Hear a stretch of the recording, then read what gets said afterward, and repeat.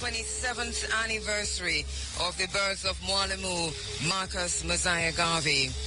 This year being the centenary of the formation of the UNIA and ACL.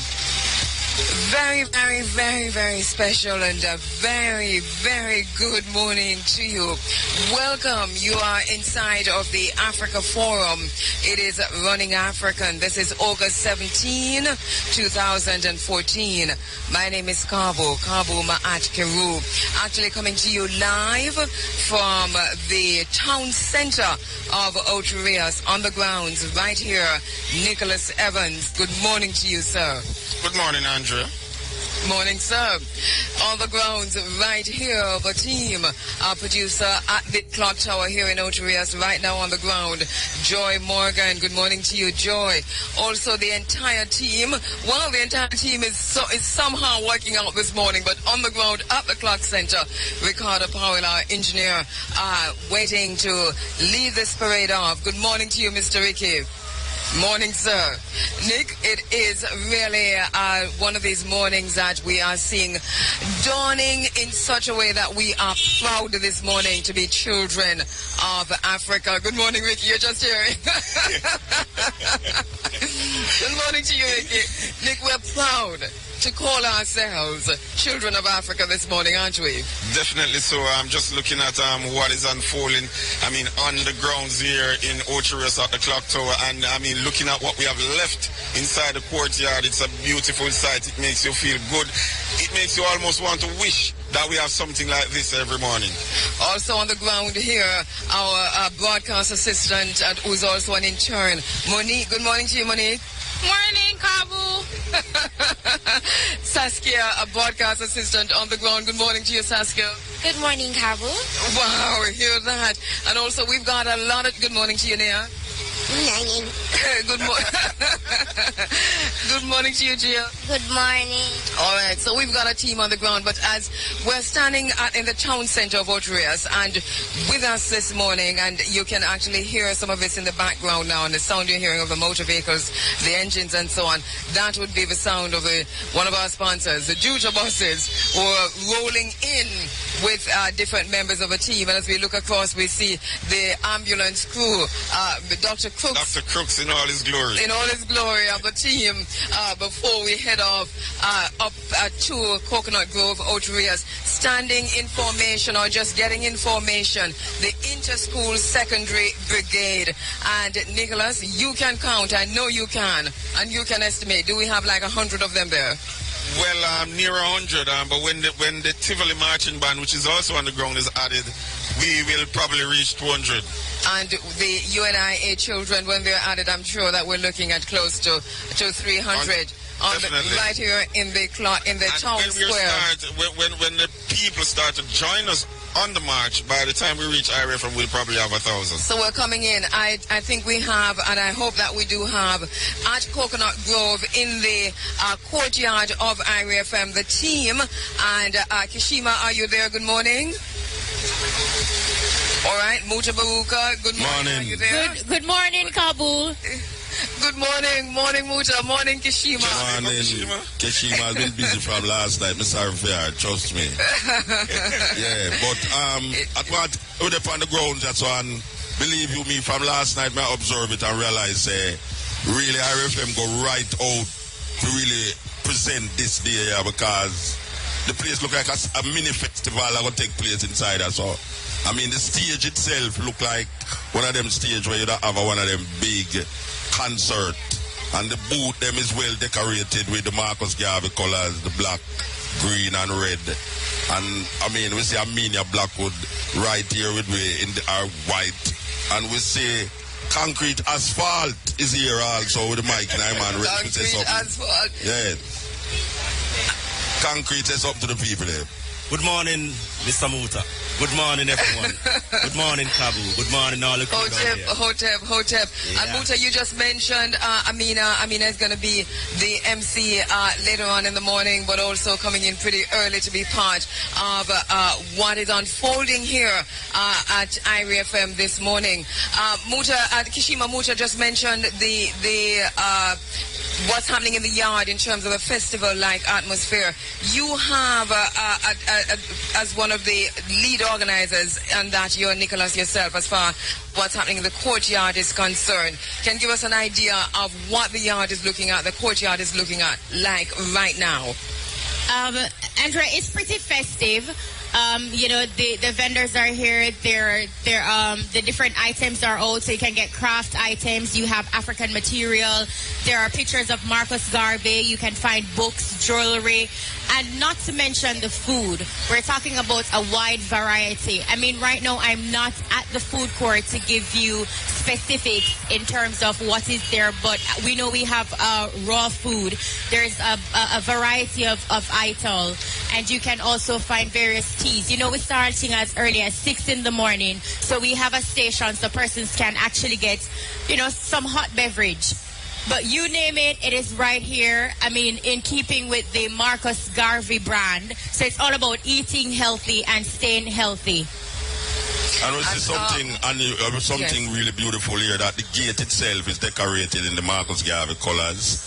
You know, it's so wonderful. I mean, even if the Irie FM sign never did it, you couldn't pass it. Because car already start line up on the road outside. So you know, it seems that it's going to be a wonderful day for Marcus Garvey, you know. It is, Muta, and you know, we're watching the Interschools Secondary Brigade in formation. We're talking about, I think it's about 100 of them, and Joy can tell me if we have the numbers right. But Nicholas, they are of all ages. They're dressed in their uniforms with tunics. Immaculately dressed, if I may say so. Immaculately dressed in their white shirt tunics, their khaki trousers and skirts with the burgundy, or is it maroon burgundish down the side? I leave it to you. Yes. I'm going down the side, and they're now making a formation to move out. So right now they're standing at ease. I think I know that I was a member of the cadet for about 2 months. So they're standing at ease. They're definitely standing at ease. Yes, and but the senior brigade members, the generals and the colonels, they are actually ensuring that everybody is okay. Inspecting, if you will, yes, to ensure everybody is in order. And one thing, you know, Muta, Kishima, that we're seeing here on the ground is that this is serious business. The Interschool Secondary Brigade, they're taking this very, very seriously. As we see the most senior member wearing his full black regalia with blue epaulets, and you know, he's just walking around like with what you call it, baton, and that stick is not a baton, is it? It's not a baton. I mean, it's a symbol of power. It's exactly. It is a symbol of power and authority. And the way he's walking, because he's got his hand behind him and he's just walking as if, well, good morning to you, Mr. Police Officer. Dial 119 if we have problem. Okay. So the police arriving, the ambulance leading things off, the Interschool Secondary Brigade now just about getting ready to stand at attention. The members of the Tivoli Marching Band, here we have them coming into focus now. They've been here all morning, and they are now coming into focus. Also, in a little while, the UNIA children. But things are, what's happening here, because I see the vehicles are actually lining up. That is Dr. Crooks showing you, I mean, all his glory, about 3 or so ambulance in, from coaster bus to SUV, pickup truck to regular looking ambulance, you know. So Dr. Crooks in all his glory, whatever the needs. The only thing we don't see is a motorbike. He might not need to carry anybody on a motorbike. And the thing, he's hearing, you know, he's laughing. And the thing about it is that the lights are all flashing on the ambulance. It's something. It's something you have to look out for. And we also see people gathering around now in the town square of Irie FM as things begin. Good morning to you, Dr. Crooks. How are you, sir? I am good in spite of myself. Dr. Crooks, busy. You have how many ambulances lined up here, lights flashing? Well, we have 3 ambulances here for the walk, for the march. one big coaster, and it's because of the population of the match. Now we have a second unit and a third unit for quick response to make sure that anybody who is on that match or watching the match can be looked after should an emergency arise. All right, and we hope we don't have the emergency, but we are well prepared just in case. A quick note again from you, Dr. Crooks, of warning for persons who are going to be joining us on the march ahead, and even for ourselves who are going to be moving out shortly. Hydration, hydration. That means water, water, water. If you have energy drinks, that's one part of it, but water is the best way forward right now to make sure that on that match, and it's nice and cool at this time, and it looks it's going to be a blessed day. But just in case, just keep yourself hydrated. Don't drink a full bottle of water. Just sips at intervals will help you to maintain your hydration. Thank you very much, Dr. Crooks, and the entire Medivac. Medivac? Yes, Medivac is here because, you know, it's an international event. And we have to make sure that we're up to international standards. The setup at the Irie Fm is well up and ready. Because we're going to have some people who are dehydrated. Andrea. I mean, I think I'm seeing equipment that, I mean, if you need surgery, probably open heart surgery, it's available. I wasn't going to say it, Nick, but I was going to say Dr. Crooks can show the Ministry of Health something. Have they been talking to you? Yes, field emergency. We set up a field emergency unit that's out there. That anything that needs to be done at an ER level is right there to stabilize, then moves to the hospital for continued treatment. Thank you very much, Dr. Crooks, for the entire Medivac out in force. And of course, I know the police officers are just also here ready to lead this delegation of this parade of uniformed groups. We understand as it is right now, those persons who are uniformed at the moment are 120. You know, Joy's a doctor. She writes for pharmacists. Right, exactly. Ages 9 to 16. The cadets. These are the cadets who are 120. And the ages 9 to 16. And yeah, I did think so, because we saw some very, very young ones at the front, and the UNIA children just about almost ready to join the procession, and the Tivoli marching band all set up to provide the musical aspect of things. So Muta Kishima, what we're seeing here at the clock tower at the town center here in Ocho-Rios, really a serious hype, a serious buzz, and we've done this a few years now, but this morning is different. Definitely so. We are anticipating, I mean, people are gathering, I mean, they would have heard about it, and they are gathering to ensure that they are a part of it. And I mean, I just can't wait to get the march on the way, because I know what will happen by the time we reach Pineapple and those areas where people, the more populated areas. Right now we are in the town center. We have, of course, people would be going about there. All right, Nick, let me just interrupt. I'm crossing the road because I want to catch this, but go ahead, Nick. Yes, people who would be in the town center, you know, for transportation or whatever, they are the ones who are basically gathering now. But as soon as we reach the populated area, the residential area, we expect the masses to come out in all their glory to witness what is happening here as we march towards the courtyard of Irie Fm. Can I go right? Tell me what's happening here, please. All right, what's happening now basically is that we're just getting them ready for the march off. So we have to get them, the mindset ready for them to march off, basically. Right, and remind the people who we're talking to, you're coming straight out of Kingston, and you're like the general in the army here this morning. Well, I'm the Deputy Brigade Commander of the Kingston and St. Andrew Division of the National Inter-Schools Brigade. And did you carry your baby with you this morning? No, I didn't take her with me. Actually, she lives down here, so I'm the mother take her to me when I get there. I have to describe this, because while the cadets are getting ready, and what do you call this? Forming a what? No, this is basically the drill formation. All right, so while the drill formation is going on, here we have a Deputy Brigade Commander with his young baby. How old is the baby? She's just 5 months old. Goodness gracious me, this looks good. This is good, and he's just embracing her and holding her and cuddling her. This is great. So this will be her first time seeing anything like this? Yes. All right, we're going to take a break. We'll be right back with much more. Let's make an effort towards black self-worth. I say, hey, let us work and pray. Let us work, let us pray. UNIA, Self-reliance is the way black people today. Let us work, let us pray. UNIA. Self-reliance is the only way. Come make we study Garvey, come make we study Garvey. Know your history, brother, we destiny. JN International Money Transfer. Safe, convenient, affordable. The time by JN Money Transfer is... Now, 24 minutes after 6 o'clock. You are inside of the Africa Forum, Running African. We are live from the town center, the clock tower, right here in Ocho. Tivoli marching band is now warming up, Andre. You can hear the bugles and drums in the background.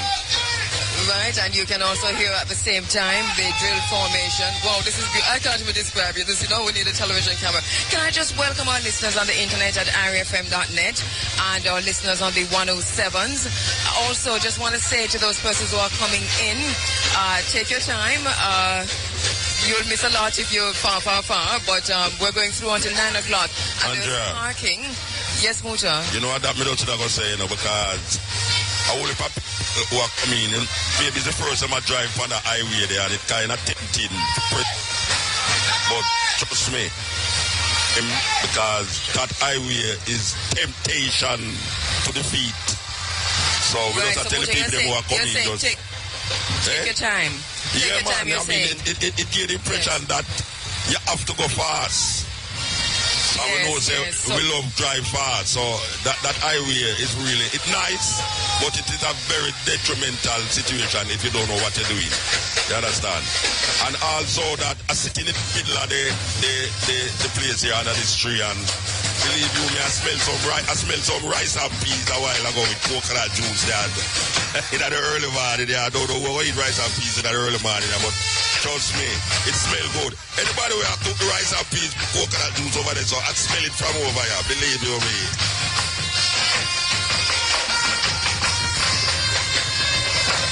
All right, Muta, I lost it for me. I know you were on, but I wasn't hearing you because I'm now close to the Tivoli marching band, and they are spiffily dressed, should I just say, in the black skirts, maroon and white tops, blouses, and their white stockings and black sneakers, black crepes actually, and with their orange and white pom-poms. And they're doing,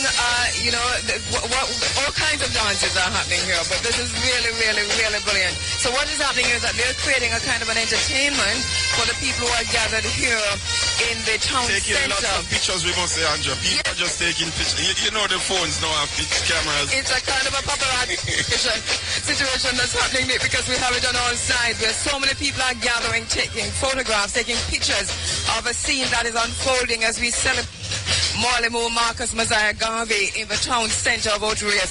The aim, and one of the reasons why we're having the parade from the clock tower, is that we're actually delivering the message. One of the messages, and you know every year we do this, deliver a message from Marcus Garvey, which comes from the writings of Marcus Garvey, and we're delivering that to the courtyard of Irie FM to be read this year by the Mayor Desmond Gilmore will be reading the message this morning. So you'll see him shortly, if not yet, in the courtyard of Irie FM in his national regalia, as he gets ready to read live on the stage. The message will be delivered to him, Nick, by the cadets and the Interschool Secondary Brigade. They are the ones who are physically holding the message. And can we just say once again that the message is being placed in the authentic papyrus container straight from the continent of Africa, from Egypt, actually from Kemet, and this container will contain the message wrapped in, of course, in the colors of the UNIA, the black, the red, and the green. That is a papyrus container. The Interschool Secondary Brigades member, they will be marching with this, and they'll be in guard of honor kind of a situation, be passing this message on to the mayor, who will read live on air. We'll also be streaming live on the internet. And I know, Nicholas, I can't see where you are. I'm on the other side of you, obviously. where the Tivoli marching band, the drummers, are decked out. We must announce, Andrew, that the United children have just arrived in their colors. Green, gold, and black, so they are now here and getting ready to join the parade, and soon the parade, can be on its way towards the courtyard of Irie Fm. Okay, brilliant. I'm seeing the medical personnel walking around, and you can know they're medical personnel because they're looking that way. All right, and with the stethoscopes and so on around their necks. And we were talking, Nicholas, about the drummers who have gathered, who are part of the Tivoli marching band right here, decked out in their official orange and white with, I know there's a name for that headgear that they're wearing, that black headgear with the pom-pom looking stuff on top there, the mop looking stuff looking similar to the graduation mortarboards, but not quite. And let me just quickly also, photographers are here. Good morning to you, Mr. Photographer. Let me just quickly say, thanks to our sponsors, those persons who ensured that we could carry this out this morning. To the Lexus Pharmacy, open every day, including holidays. Professor Dr. Crooks, 24 hours Medivac, air and ground ambulance, lifeline medical response.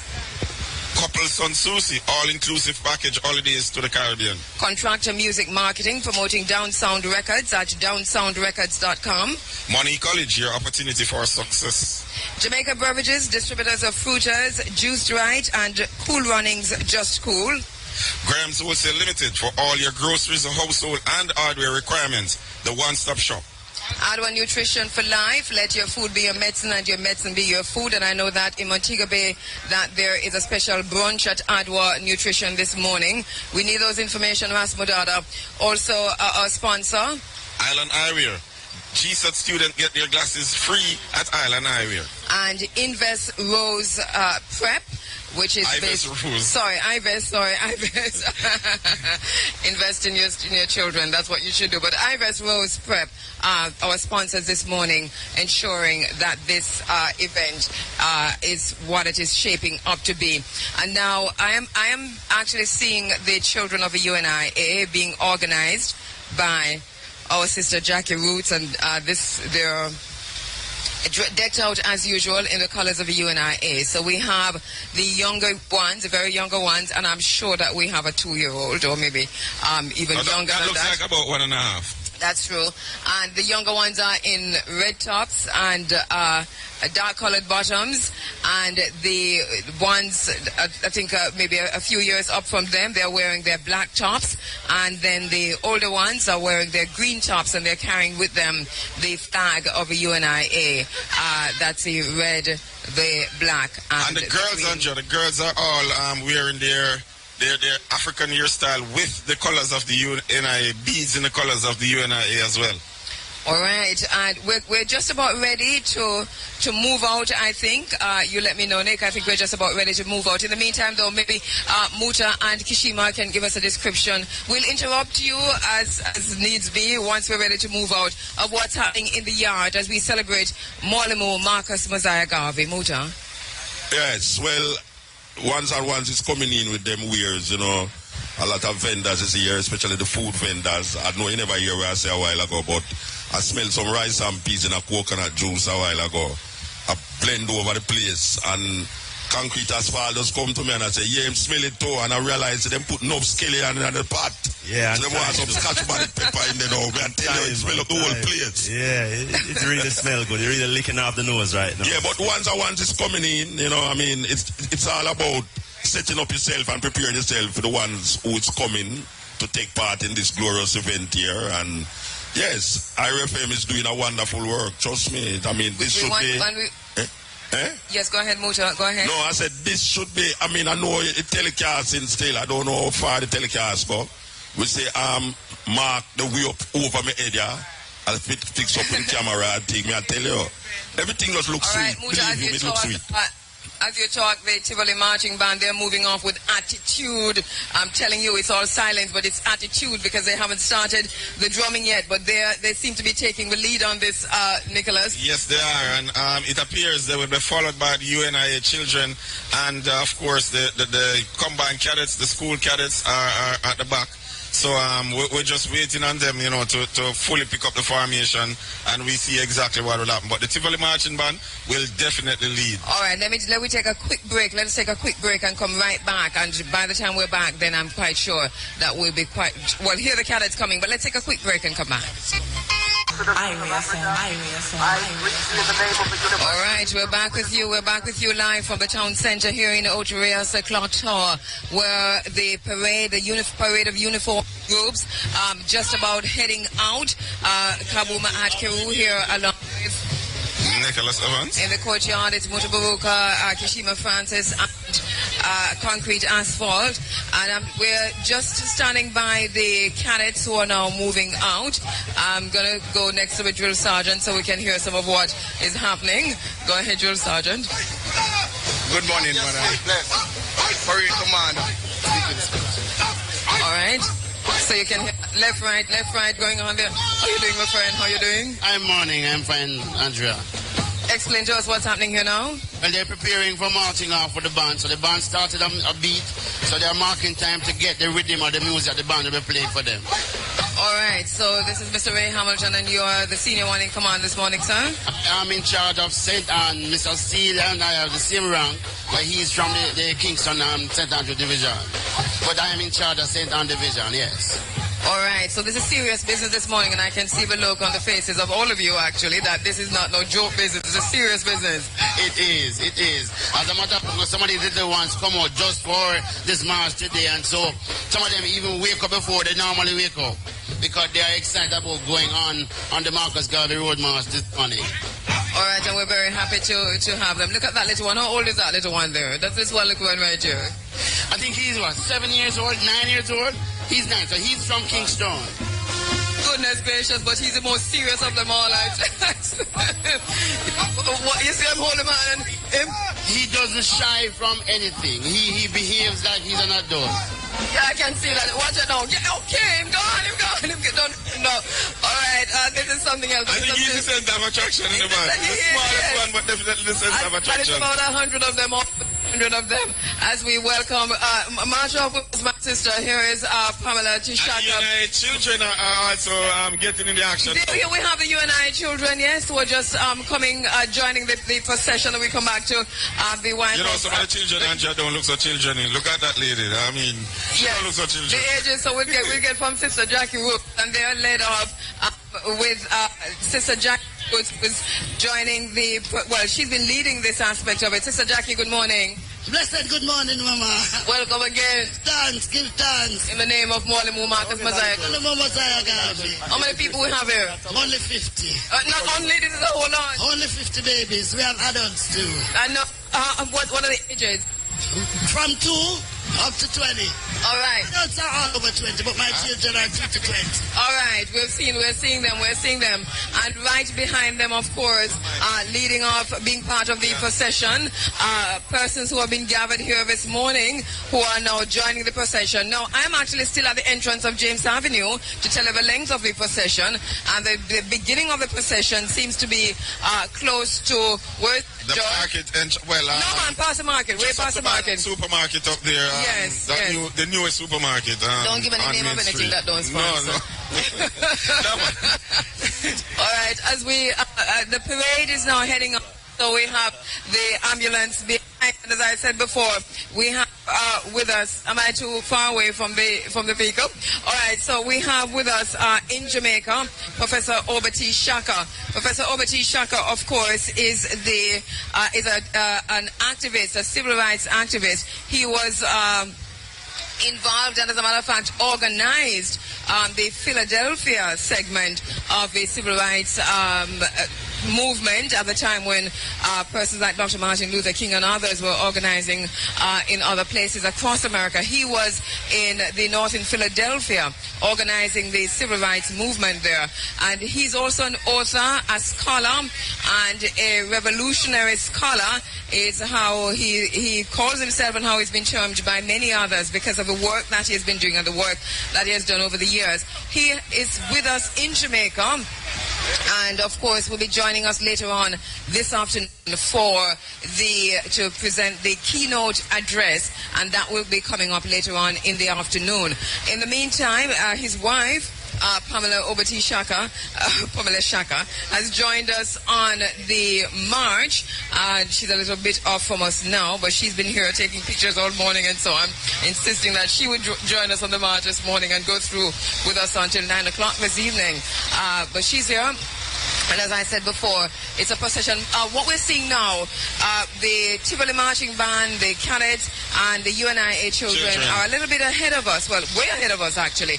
And we are now in the area where the vehicles are, because there's also, what we have here, Nick, we have quite a few vehicles in this procession. Definitely. Also. We have ambulance, we have buses, and people the police and the ambulance leading. The ambulance are at about 3 different legs. We have ambulance in front, we have ambulance at the side, and we have ambulance at the back. So apparently, whatever happens, if anything happens, then there's an ambulance to see what is happening at all segments of this march. We have persons who are here for the celebration, but who would have heard that we are at the clock, and they have decided to join us at the clock rather than head straight to the courtyard of Irie FM. So it's really a long and huge procession, and we're just inviting all the people of Pineapple and all of those regions to come out and just witness what is happening here in this procession. We only have this once a year. It is also a very, very colorful procession as we stand at the back or walk from the back looking ahead of us. This is really one of the most colorful processions that we've seen so far as persons take the message of Mwalimu Marcus Messiah Garvey to the courtyard of Irie FM. You know, Muta and myself, we were talking about a program we heard earlier this week that where a minister of religion had the audacity in 2014 to talk about Haiti being punished because Haiti is involved in witchcraft. We're remembering... Put it to ignorance, Andrew. Just call it ignorance. No, we're not going to put it to ignorance. No, I don't ignorant to be ignorant, man. That's not ignorance, Rasta. Muta, we are also in the anniversary week. It was also during the month of August 1791, 223 years ago, at Bois-Caman in Haiti, where Mambo Cecile Fatiman chose Boukman Dotti, a voodoo priest, to lead the uprising that would eventually see Haiti becoming the first free Black Republic. And this happened later on January 1, 1804. But it was during this time, beginning on the 14th of August, all the way through to the 23rd of August, that they met and planned at Bois-Caman for, and where Mambo Cecile Fatiman actually chose Dotti Boukman to be the priest to lead this thing off in terms of the work that Boukman did just ahead of the Haitian Revolution. And we must remember that Boukman sailed from Jamaica to Haiti. Portland. Yeah, Portland. See? Also, we must remember that after freeing Africans in Haiti, they open it to all Africans wherever you are. If you can free yourself and reach Haiti, then you would be a free person. Yes. You know, those are things we cannot overlook, really. But getting back to the point about the priests, I don't even know if it was a priest or I don't know. I mean, it's of religion, either way. Yeah, who was saying that when the question was posed to him, why is it that God always come down on black people and people of color? And the moderator mentioned Haiti with the earthquake, and the man say about the witchcraft. I think in my head say, but what is more witchcraft than going to church and drinking the blood of Jesus and eating him flesh? I mean, this is something that has been perpetuated in the church for years, that when you drink the wine is the blood of Jesus, and when you eat the bread is in flesh. And not only that, but in the Roman Catholic Church, them even go further. Them say the Eucharist, when it goes into your body, it becomes literally the flesh of Jesus. I don't know how they deal with that. But Mota, when we check it, I don't know if there's any natural disaster that affect more people of African origin than it affects anybody else. I mean, as a matter of fact, some of the disasters that affect people of African origin are man-made. You know, what the narrator was talking about is that why is it that it's not only Africa I'm talking about, I'm talking about like India too, where people is not geared towards Christianity. These countries is not totally Christian, but they have different religions. The narrator. Let me just interrupt you both of them to say that the procession has now gotten to the just below the Roman Catholic Church. Almost in the vicinity of Marjam. In the vicinity of the Marjam School. The Marjam School, yes. All right, and we want to talk quickly to the wife of Professor Obati Shaka. We're not able to bring you the sounds of a drum. We want to do that, so we're going to do it shortly. Let me just say good morning to you, Ms. Pamela Shaka. How are you doing? Good morning. It's so good to be here. It's good to have you. Have you ever experienced a kind of a uniform parade like this, celebrating Marcus Garvey? Because I know you're a Pan-Africanist. You've been around in terms of the Pan-African events and so on. Actually, I haven't, and I'm quite impressed. Thank you so much. And I know that our listeners are already hearing your accent. I say she come from Jamaica. I'm not from Jamaica, but I'm a Caribbean girl. She sure is. So welcome to you, Miss Barbados. Thank you. All right, good to have you in the house. Good to have a Caribbean in the house. Yes, Andrea, I mean, the procession moving nicely, and I mean, it's a long line. We're looking at the JUTC buses. We're looking at what's happening during the Irie Fm truck bank? Somebody should ride. You put my ride? Hold on. You put my ride? No, me ask. Yes, my sister's birthday today. Coming away from St. Thomas. All right, so in the Irie Fm van back. Yes, Janet Rainey and the Irie Fm van back. All right, Ricky, you should make your right, sir. Yes, you make your right. Her 50th birthday, this is really spectacular. All right, we'll see you when we come up. and you know, Andrea, I don't know, today, Chad would have celebrated his 28th birthday. Well, today is definitely the birth date of Irie FM's former CEO, who passed just a few months ago, actually, Chad Young. And also we remember him as someone who was dedicated and committed to the celebration of Mwalimu Marcus Mosiah Garvey, regardless of who was involved in terms of sponsorship level. He was committed to ensuring that this goes on. And we welcome to Irie FM she's been here for a while, our new managing director, Debbie Ann Russell, who has the very same concept in ensuring that the celebrations of Mwalimu Marcus Mosiah Garvey continue. Irie FM, Andrea, has been blessed with CEOs and managing directors who believe in the vision of the African people and the struggle that African people have been through and continue to go through as the years go by. So, you know, I think we're truly blessed, and, you know, I sincerely hope long after I am gone, Irie FM will continue to be that way. Most definitely. We are towards the back of the procession. I'm walking beside this lady who's just throwing from one side to the other. We're going to do the same thing like you. Wow, go on. Good. Wow. So this is a wheeling thing going on over there. Yeah. What's your name? Marine. Right, and you're with the UNIA children. What children? Are you a parent? Yeah, I'm a UNIA parent. So UNIA parent? Yeah. Right, and who's that beside you, Maureen? My name is Shellyan. And Shellyan, you're UNIA child? Yeah, Marisha and Maurice. No, me say you are a UNIA child. Yes. I don't match with it, but Marisha is your child who's in the procession? Yeah. All right, thank you. Gregory and Shauna, Tyrone. All right. So a niece there, Tiana. Oh, brilliant, brilliant. We are very, very happy to see the parents marching also in the parade as we deliver the message of Mwalimu Marcus Mosiah Garvey.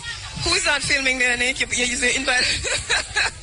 Well, right. I mean, Andrea, anybody who is smart and well, we don't know, but anybody who is smart and has a nose for news wouldn't want something like this to miss them. So we don't know. It could even be the BBC. We don't know because people are filming. All right, so we're marching right now behind the Interschool Secondary Brigade, and this is a different kind of walk, Nick. We cannot flash right here, so or wheel anything apart from our hands. We've got males and females. I don't know if they can talk when they're walking. You know, what's your name? What's your name? Oh, yeah, you see how she just tell me fast. I mean, almost make she buck up in somebody. All right, so we want to talk to them while they're marching. But, right, so we're picking up the pace a bit right here, Nick. So anytime you hear me get out of breath. Kishiva, why are you not walking, by the way? I think Kishima is the head cook and bottle washer for some of the Kishima in the yard. So right now she's still in the straight north mode. Right, left, right, left, left, right, left, right, left, right, left. Up, back, up, back, up, back, up. Left, right, left, right, left, right, left. Left, right, left, right, left, right, left. Left, right, left, right, left, right, left. Left, right, left, left, right, left. All right.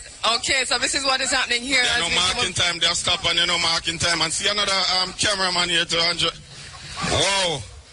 All right, so we do have quite a few persons also joining us as we walk on this parade, as we march in this parade. We also have persons in wheelchairs, able-bodied and otherwise. And we're going to go closer to where the Tivoli Marching Band now are marking time themselves. Coming to you live from Ocherias. We are way past Main Street Ocherias is where we are now. We started at the clock tower. We are approaching where the Carib shops are. That little plaza by one side of the road. So that's where we are now approaching as the Tivoli Marching Band continues to lead, playing the music for all to march to the rhythm. And trust me, it's really a lovely sight to see. The procession is getting longer and longer. The last time I checked, I was seeing vehicles almost backed up, down back to the clock. And they're just enjoying the rhythm of what is happening here today. All right, the Irie Fm team out on the road, and I want to say good morning to Shane Clark, who's in the studio. Good morning. You want to be out on these events, but somehow, because you do so well at what you do, you normally miss it, but I'm quite sure that we're giving you enough sounds, and if you're not getting enough, please let us know so that we can describe it's so unfair, Andrew. It's okay, man. Yes, it's really unfair, but I'm hearing the sounds quite well.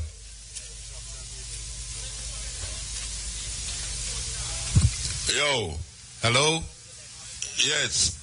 As we see what is happening here on the grounds, as we say, ones and ones is coming, we just want to make an effort to tell the ones them that don't drive your car to the gate.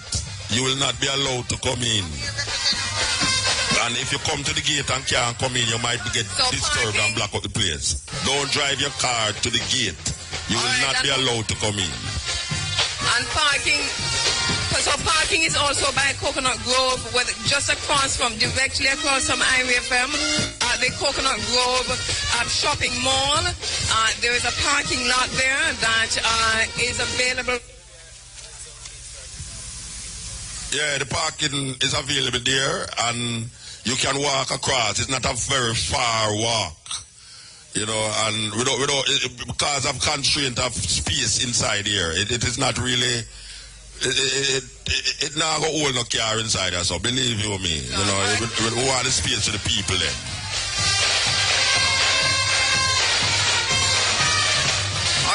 Go ahead, Johnson. I'm here with a lady who she's from all the way from overseas to be with us this morning. Good morning. Blessed morning. Give thanks and glory to God to be here. Rastafari, Sister Trouble. Yes, Sister Queen Bee, Sharifa there for life. Representing Harlem and Red Hills, Jamaica. One aim, one God, one destiny. All people have to love it. Oh my God, you should see the marching band. Marching band, Chris. Oh man, oh God, oh God, oh God. One aim, one destiny. Same, sir. Right. Same, sir.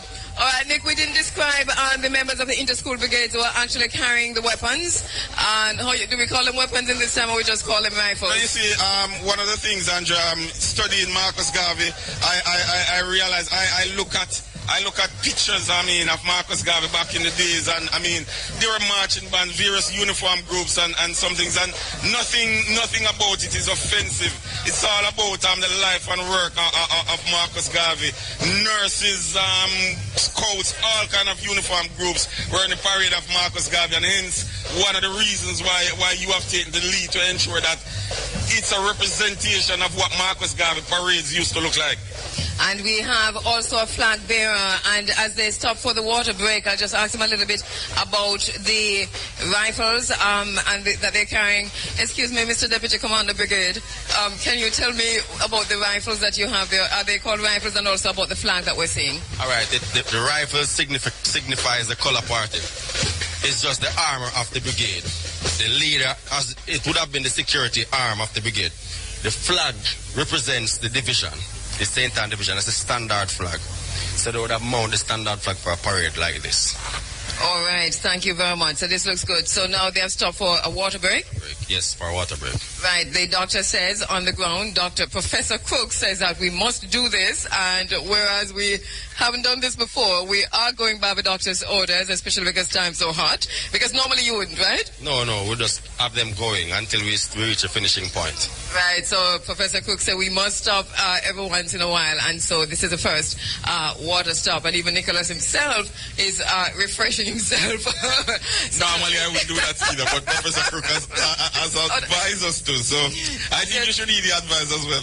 All right, you go on top, but let me just welcome our listeners on the internet, especially our listeners who are joining us from Africa, because I know later on in the morning we're going to link with them directly, but I know that we have our listeners joining us from Uganda, and from TV channel 45, and also from Uganda Radio, one of the main radio stations in Uganda. What the CEO of that station tells me is that they're also, if not right now, but in a little while or later on in the week, will be rebroadcasting some of what we're doing here to Congo, Tanzania, and other parts of Africa, which I think is really, really beautiful. And also to our listeners who are joining us from the Netherlands, Aldous Hunker and others, thank you very much. Those who are joining us from Europe generally, from the continent of Africa, from Europe, from the UK, from the United States. We're making some of those links today because there are many, many activities that are happening today. In Florida, what's happening in Florida, Ms. Producer? They're having the Roots organization having a Marcus Garvey Day today over there, starting at 4 p.m. And so we're going to be speaking with Jabulani, Ras Jabulani, and Priest Dougie. So Priest Dougie and Ras Jabulani are there in Florida. We'll be talking to them later on. Also, we're going to go live to the UK, Birmingham, to speak with Mandingo, our brother Mandingo, a good friend of yours, Muta.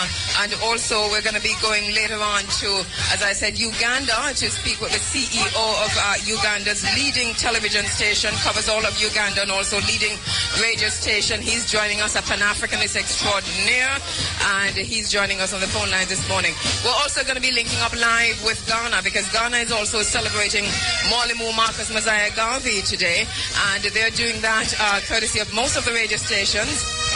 We're going to be linking with Prime I, who is there at Gold FM in Ghana, one of Ghana's leading radio station, also this morning. So make the...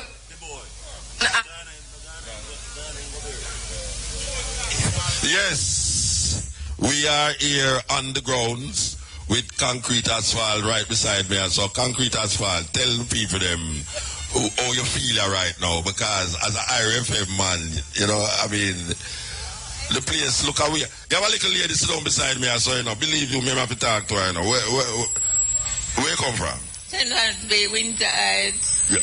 So what you come here for? Concrete asphalt or to celebrate? To celebrate Marcus' birthday. But come like you come from the Marcus Garvey time that you look like a Ghanaian to me. Everything. Yeah? Everything. Alright, tell me something. What about Marcus Garvey? Whole heap of thing. No, not tell me the whole heap of thing. Tell me the one thing you about Marcus Garvey. Say, me no remember. You see, and that me can't take with them people. Such a whole heap of things that you can't remember. You have amnesia right away, you know, eh? You have amnesia right away. We have a brethren here, so from Salt Spring. Come here, brethren. The Salt Spring man, and bring some youth on here, so explain to the people them what is this. What you call it? Salt Spring. Salt Spring. Let me mic. Tell me what is the Salt Spring Pledge Foundation. Alright, well, the Salt Spring Pledge Foundation is a foundation set up in the Salt Spring area, because it's a volatile area, so we have a lot of kids in the area who lose their parents. So what we do now is set up a program where we assist them to go back to school. Yeah. Yes, with fundraising, we sell toilet paper. Every month we try to sell 1,000 cases of toilet paper to assist them, to provide lunch, fare, and toiletries for the month. Yes. Roll-on, toothpaste, based on the age. Yes, right now we serve 52 students. So who is behind this? Just you or you have a group or an organization? Well, we just started out because what happened, I have a restaurant, right? So oftentimes you see the kids come by and would ask for some support. So this year, me and my brother decide that we would form a foundation to assist them. All right, so the youth, them where you bring now, them know about Marcus Garvey and them something. They want to teach them about Garvey.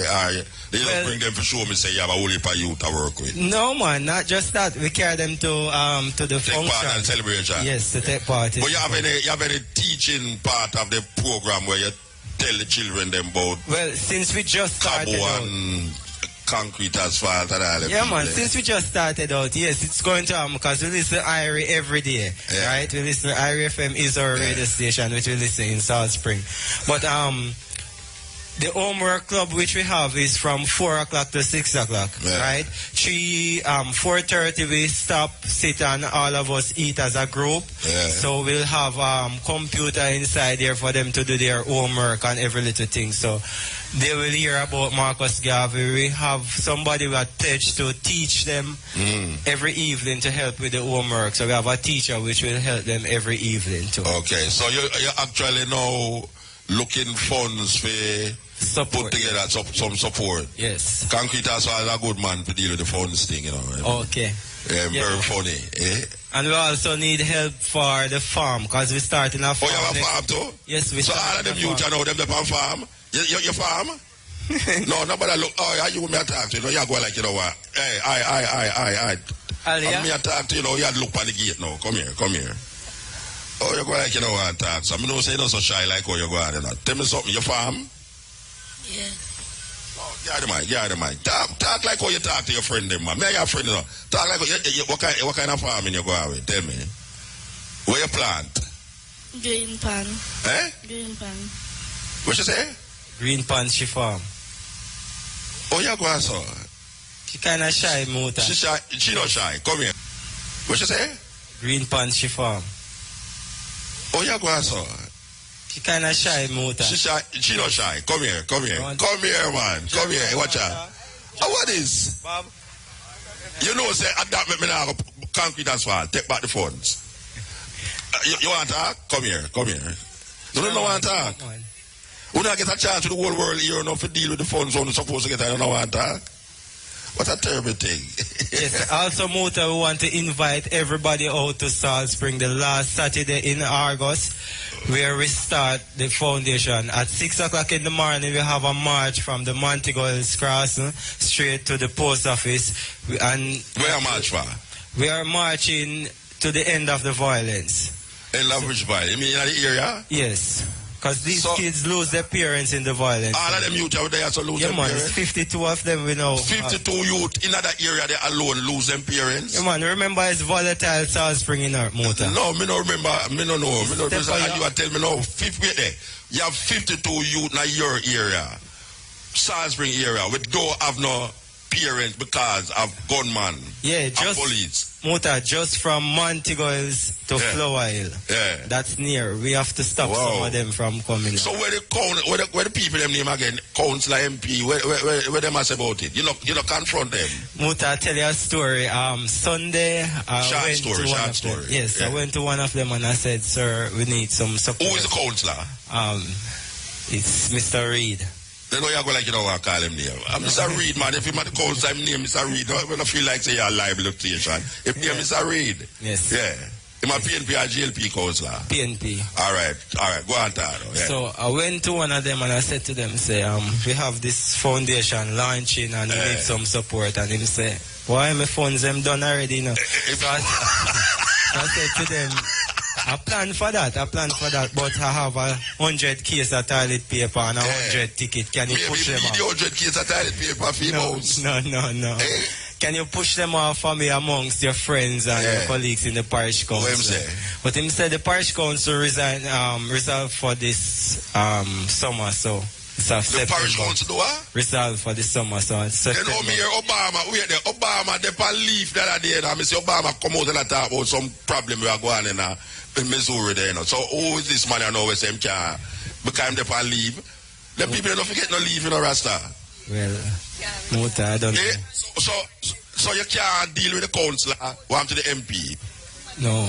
Can't do the MP neither. No, we not see them people. So the whole of them title paper just left up to now. Yes, to promote and sell. Yes. So what else you plan to do apart from just selling title paper? Because I know title paper done quick in that them time. Yeah. Right. So, yes. That's when we're planning to do a Kalalo sale. Are you not plan Kalalo? Yes, we're going so them youth when they talk to me plan Kalalo. Yeah, man, they're going to help us plan the Kalalo. Who for land not plan it? My grandfather have some land, so and a lady in Janzal which we buy Kalalo from the morning. We are going there to help her and widen the Kalalo farm. So we have 2 supply for Kalalo in the weeks. Yeah, me and Concrete as well have to donate something to the man because it sounds like you have to do some and 1 hour work. Yes. Them not start calling Jesus Christ up there yet. No. Because it come like you do the work of Jesus Christ and use small things to make whole heap of people work it out. 52 youth lose them in one community. 52 youth. Yes. Don't have no mother or no father. Yes, Muta. Because of crime. Yes, Muta. I wonder if the people them hear that on the radio. Yeah, man, them know, man, it's volatile Salt Spring we're talking about in Montego Bay. No, me know Salt Spring, I'm going to be used to live it up. I'm going to be used to live by. But it kind of, it sounds strange to me if you hear that one community of 52 youth that have no parents. Muta, me tell you, it's a short space because we have to take off some of them. Say, no, we can't manage so much load. Yeah. And we are calling upon the council, but maybe everybody need to call. Maybe the council needs some toilet paper. No, but because if you go to him and ask him about take off somebody, him couldn't even buy 2 kids, some of the Rasta. I mean, him couldn't even buy 2. Mr. Reed, you can't buy 2 kids of toilet paper for the youth, them Rasta. What kind of thing that? Mr. Williams. Mr. Williams, though. Him name Mr. Williams? Yeah, we have Mr. Williams, the GLP, because it's 2-sided. Who's Mr. Williams? It's another council. So you got to about the toilet paper too? It's 2-sided in a motor. We have the PNP council and the GLP council. Which one of them in the power part? The power. Which one of them are the power man? GLP one. The GLP man are the power man. Yeah. What name? Mr. Williams? Yes. Mr. Williams, we are asking you desperately, sir.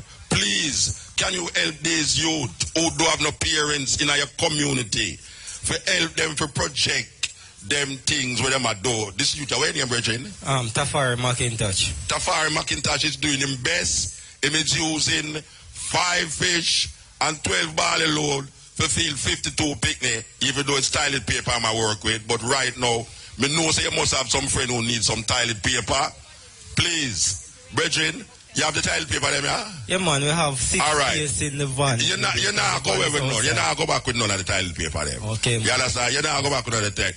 This man need enough tile paper, concrete asphalt. Yes. Him have diarrhea every minute. So him need enough tile paper. Yes. See Takura set up here, so now Takura is a man where, trust me, every minute him got there. So you know, so we're gonna just buy all the tile paper. Everybody I saw, I go buy a tile paper from there. Okay. How much for the tile paper them? We sell them for $100.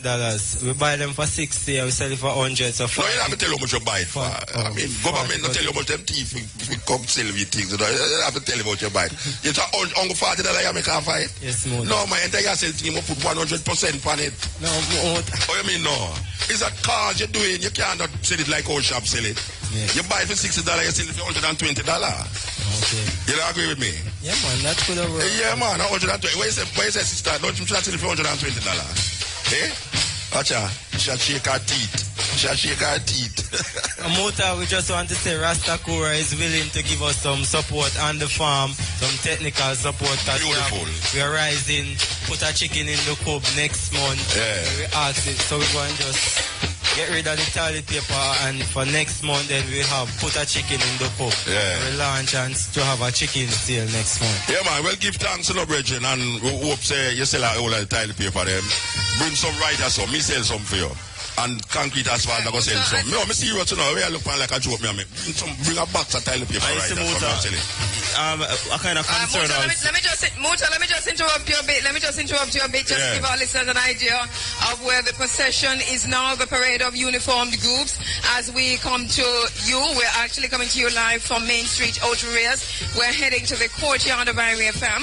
We're delivering the message of Marlemu Marcus Mosiah Garvey. It is the occasion of Marcus Garvey's 127th anniversary of his birth date. Every year we do this at Irie Fm. The nation is celebrating this morning. Right now, Nicholas, we are at Top Pineapple. That is just a few seconds away from the Carib condominiums. Well, we are now in where those shops are. What you would say, the last like a plaza thing, like in the Pineapple region right now. Heading towards Irie Fm. So we're marching steadily. In the distance, we're still being escorted by the police, the ambulance, medevac, and also other back. A very, very similar situation there. One of the things that we're noticing, and we were saying this earlier, that persons have begun to come out of their communities, but they have been doing that all morning, coming out of their communities, coming to join the procession, or just to stand by and look and to ask questions about the reason for the parade. We had quite a few questions from young persons in particular to say, what's this? What is the significance of it? And we're very happy to have answered some of those questions, even as we do so, celebrating Marlemu Marcus Mosiah Garvey Day. Definitely, Andrew. I mean, it's always good to educate people and what is happening. Marcus Mosiah Garvey, despite all the pleas over the years from Irie Fm, from yourself, from Moot and all the Pan-Africanists on Irie Fm, the authorities that be are still, somewhat shying away from educating the masses.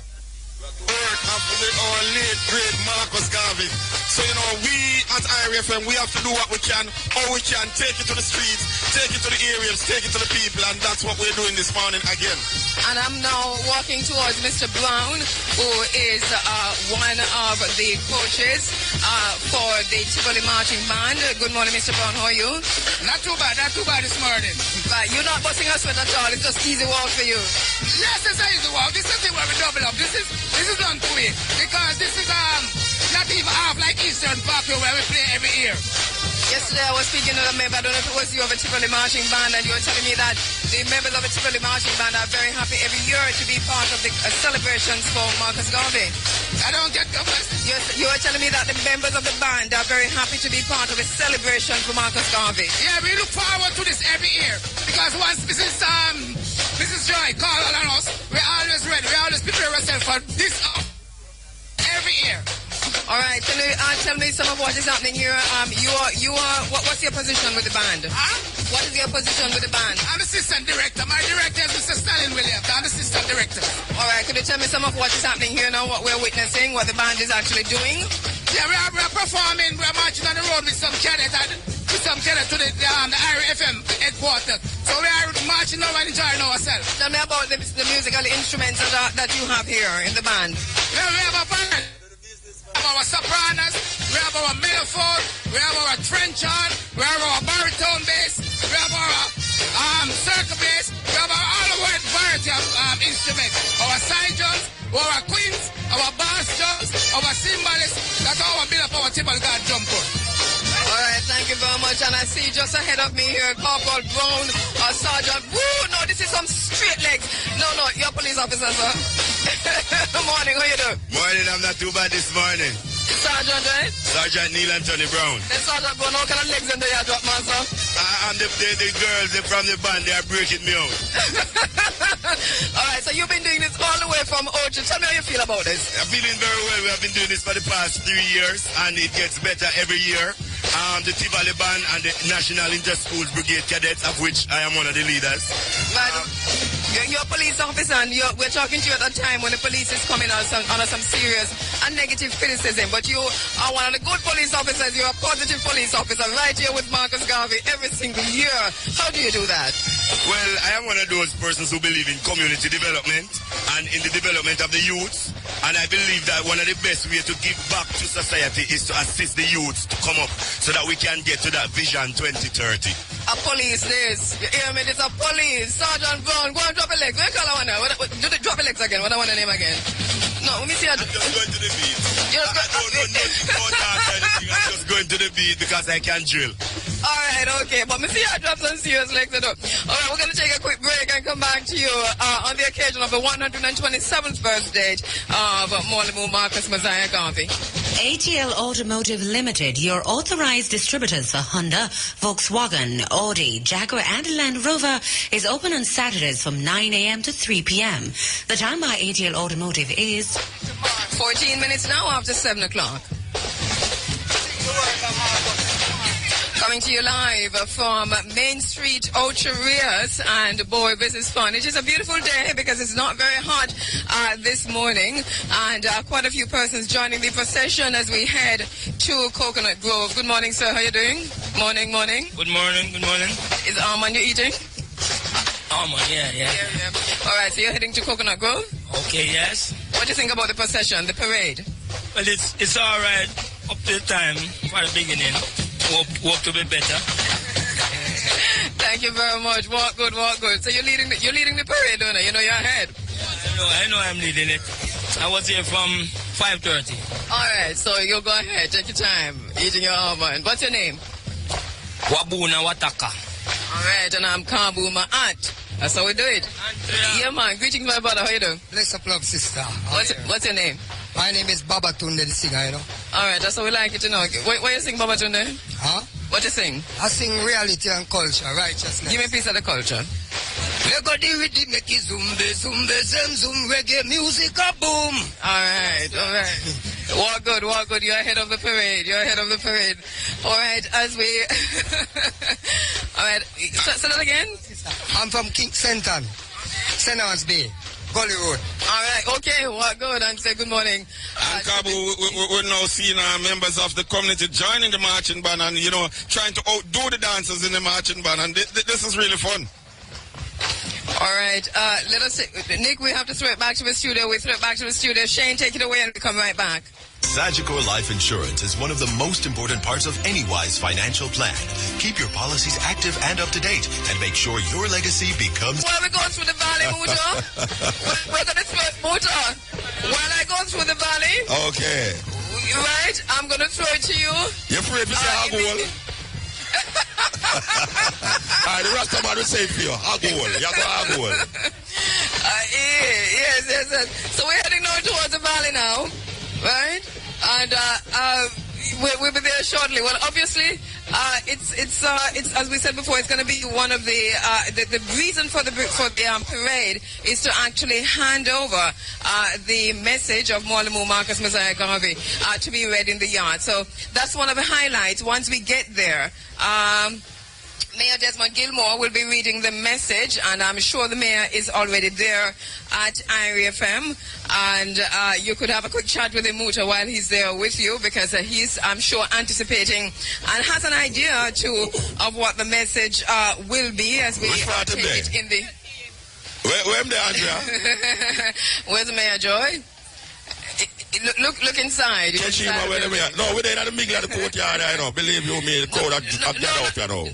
No, not in the courtyard. He's actually, I think, inside the building, just waiting to come out to accept the message. So while someone gets it for you. All right, so while he comes, Muta, just to reiterate that we are delivering the message in the original papyrus container taken from Egypt. And it sounds like an exaggeration, but it is what it is. This papyrus container was bought at the Giza pyramids in Egypt, and every year we use this to deliver the message of Molimu Marcus Messiah Garvey. It's wrapped with the colors of the UNIA, red, black, and green, and once it's delivered on stage, as a matter of fact, before it's delivered, and it is being delivered by the cadet, once it's delivered, there will be a kind of a guard of honor. The cadets will be doing this, and then they will remain there while the mayor, who will be taking the stage, will read from the podium the message of Molimu Marcus Messiah Garvey. From there, we have lots of activities planned in the courtyard of Irie FM this morning. The broadcast continues all the way till 11:45 when we break for our usual newscast. And then we return to the stage with Amina Blackwood Meeks, our sister Amina Blackwood Meeks. She's here already, as you told us earlier, Muta, and she will be taking us through that segment. That will be a live broadcast. We'll also be streaming live on the internet at iriefm.net. And inclusive of that will be an entire segment that is entitled The Poetry of Mwalimu Marcus Garvey. And Muta, you yourself will be reading in that segment the poetry of Mwalimu Marcus Garvey. Also Kishima Francis, Concrete Asphalt, will be reading in that segment.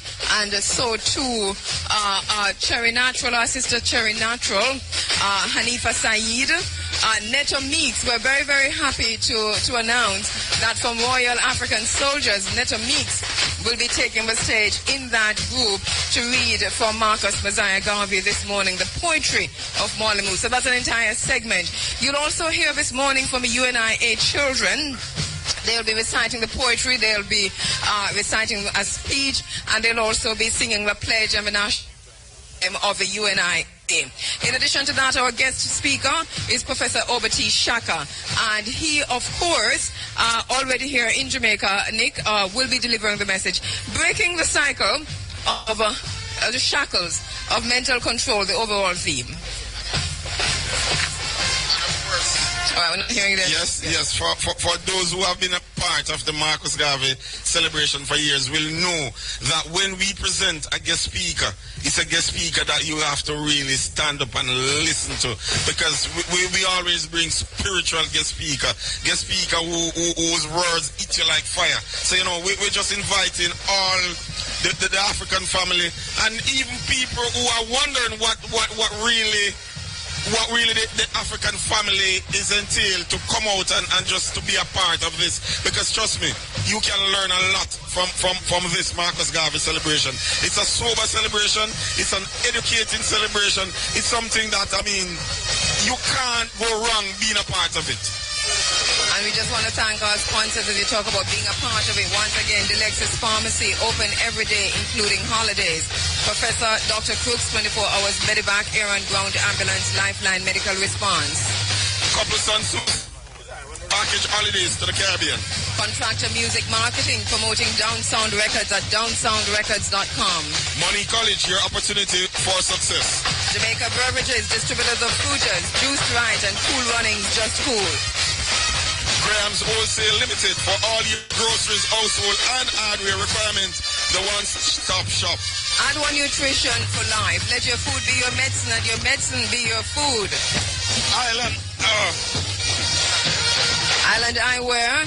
GSAT students get their glasses free at Island Eyewear. Ives Rose Prep.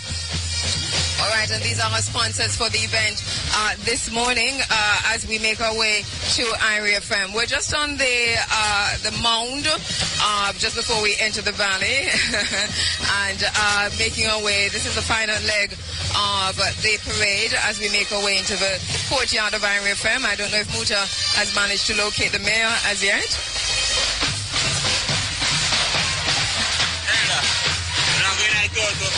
Good morning, good morning. You all right? What's your name? Yes, ma'am. Name? Marcus. How old are you? 50. Just watching the procession coming out of their homes, and these are young people, 15, 6, 5. Muta? Yes, ma'am. Yes, we have His Worship the Mayor Desmond Gilmore right beside us here. And he has just showed his philanthropical side of him. I'm really pleased to that. Thank you very much, sir. You're yes. Mr. Worship, this is the first time you're going to do something like this here? No, I was here. I've been here for the past year. Ever since. Oh, you was at the Royal? Always participated. Yeah, that's beautiful. That's beautiful. All right. And we were last year. The year before, we were right here in the courtyard. So what does celebration mean to you as the mayor? Well, firstly, I must say how proud I feel to know that, you know, as an ordinary, regular person from the community, 2 miles south of St. Anne's Bay, I can proudly say that I am the mayor of St. Anne's Bay, the birthplace of Marcus Garvey. And that is why I always try to participate in that, because I think that we have never done enough to promote Marcus Garvey in Jamaica. So whatever I can do from that office, I have always tried to do so. Anybody about to say you look like Marcus Garvey? No, not really, but them tell me look. No, you look like Marcus Garvey. Apart from the red tie where you have, you look like Marcus Garvey. Well, if you notice, the red is just the colors of the UNI. You try to catch it. I know you try to catch it. You try to catch it. You have the wrong shirt. And the red. You have the wrong shirt. It was work with that. All right. So, we're going to present this proclamation, it was designed as a proclamation to Garvey. And we are told that Garvey is being taught in schools. Yes. What do you think about the level at which it's being taught? You think that is where it should be, or it should be enough or more? Well, I think we should be far advanced, but they said the longest journey starts with the first step. The fact that it was not done long before now should not prevent us from doing what we ought to do. So I just want to laud those who have decided that finally we would start this, and we hope that over the years it will continue to grow and then get to where it ought to be. In the spirit of Marcus Garvey, what would you as a mayor say now in relationship to Africa for Africans? You know, if you have no confidence in self, emancipate yourself. As a mayor now, what would be your message in this time for the Jamaican people as it relates to the consciousness, the African perspective of the liberation? What would be your level? Well, what I would say to Jamaicans is that, okay, we are here in Jamaica, we are promoting Jamaica, but we must never forget our roots. As Marcus said, a nation that forgets its history is like a tree without roots. Yes. So we need to remember where we are from, because it is there embedded in our culture and much of what we do, in our music, in our artists, and whatever. I just want for us to be more conscious, and more than anything else, to feel the pride that Marcus felt in being a black man. I think Marcus Garvey is probably undoubtedly the most influential black man that has ever come out lived. of the Western world. Out of the Western world. You know, they recognize him as one of the most influential philosophers in the 20th century. I understand he's in the top 50. Yes, that's beautiful. Coming from St. Anne. Coming from St. Anne's, St. Anne, the #1 parish. You have to joke that he there. Yes. Why are you chose because you see, he's the first. I mean, I don't come from St. Anne, you know. I know, but then you are joke car, man. Don't do cars, man. Me don't come from St. Anne. She has always participated. Come from, you know. Yeah, no, but you're always at Irie St. Anne, the #1 station. As a personal level now, I have always been intrigued by the thing, is worship. Why is a mayor called is worship? And I have been asking that question. Then you take the thing and never know why you put it by your... You know, and that sounds bad on my part. It means that the people must worship you. No. Then you say you don't know, so you know that. Well, from a personal perspective, I would not think so. You would not think so? No, I don't want to is that worship. Or maybe you worship the people. We know is I worship my people. Yes. So that's what it means. I celebrate my people. Right. I celebrate. I've always wanted, maybe I am a servant of the people. It's not the people that are a servant of. Beautiful. I serve the people, not the people. Beautiful. So when you cease becoming mayor, you plan to run in the politics, or you can't do that? No, for you to become a mayor outside of Portmore, you have to be involved in politics. No. First and foremost, as a parliamentarian. No, not a parliamentarian, as a councillor. Yes. You have to be a councillor before you can be a mayor. Yes. It's only in Portmore that you vote directly for a mayor. In all the other parishes, it is when you select the councillors, then amongst themselves, they choose who should be chairman of the council, and then the minister of local government confer the title of mayor for the capital town on you after that. Well, sir, I am really feeling good that I meet you, and to consider that you just hear a message a while ago and you have supported the youth them who have lost them parents with the toilet paper here. We are trying to get rid of all this toilet paper. And I see you buy half it. So, and I'm going to buy one here now. Make a throw it and give Amina. It's $100 for them. We're going to sell all of these toilet paper for these little youth who has lost their parents in gunshot and murder. It's terrible, don't it? In and that is why we're talking about the race pride. If we had that, then this would not be happening. I would not be happening. Well, Mr. Worship, the Mayor, Desmond Gilmore, thank you very much, sir. And I hope you enjoy the day. And I certainly will. Yeah, can carry back something to the community. And if you'll allow me, can I just use the opportunity to announce that at 4 o'clock this afternoon, the St. Anne Parish Council will also be hosting a civic ceremony in St. Anne's at the library at the statue of Marcus Garvey. We have been doing that from 1976. Ever since that statue was there, every year. I remember I was invited on there. Yes, so we are having that this afternoon, and we also want to extend an invitation to those who can come. Oh, you never invite me? We start at 4 until you never invite me. I am sorry, but... Muta, Irie FM is invited, Muta. And no, Irie FM get invited, not about me, Mutabaruka. You never invite Mutabaruka. Muta, I'll ensure it don't happen again. All right, sir. Exactly, Mr. Mayor. All right. Thank you very much. I mean a blackout mix. Just a word here, ma'am. Thank you very much, Mia. He said one word. Greetings, everyone. Just a word. In the courtyard and getting ready for the march and listening to Irie FM. Now wake up your neighbor and tell them this is a program them can't miss. Of course. All right, and now you owe me $100 for the toilet paper. Right. Can you give the youth them the $100? We're not making it. Right, I'm not going to leave here and don't give you your $100. Yes. I might even give you $500. Beautiful. And then I can give you some toilet paper free to some people who have diarrhea. Yes, you know that's a wonderful idea. Eh?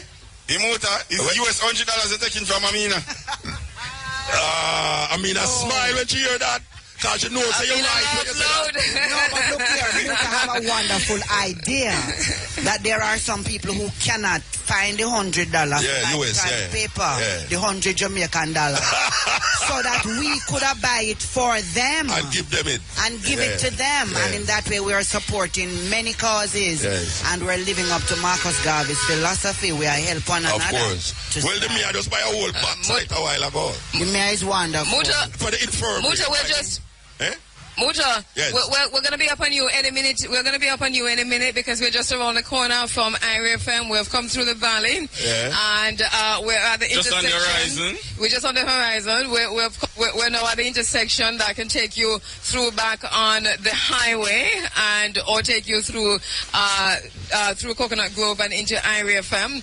And we're gathered. A lot of persons are gathered here, but you know the Tivoli Gardens, the Tivoli marching band, they're very, very good, you know. They're running up that little hill there. How are you doing, Bongo Herman? I'm good, you know. Give thanks to like you and Muta for Marcus Day. And, you know, I'm feeling good. The weather is good. I'm here very early. So I noticed, and you're going to be performing later on, too? Of course I am. You can't miss something like that. That's a part of my life. Bongo Herman live. All right, and that is this was bus this now. All right, so we have a big bus at one of the hotels. Oh, that's one of the hotel staff buses. All right. Okay, how you doing, sir? How you doing? Fine. All right, you know what's on the mic. What's his name? What's the name? Well, he's gone. You. How you doing? Yeah, bless up one. Come this way because we cannot lose it. We cannot lose the signal. All right, yeah, say that again. It's a joy to be here, you know. Marcus Garvey, Irie Fm for the promotion. It's wildlife, you know.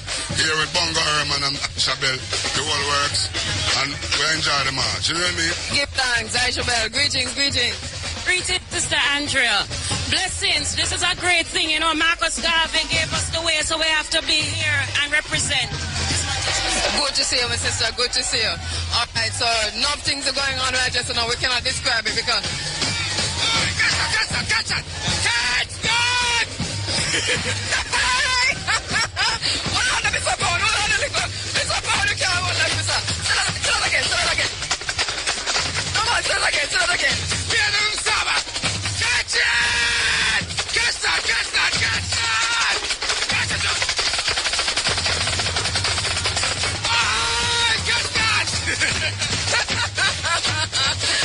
I've been here, big courtyard of Irie Fm. Nicholas! Yes, I'm here.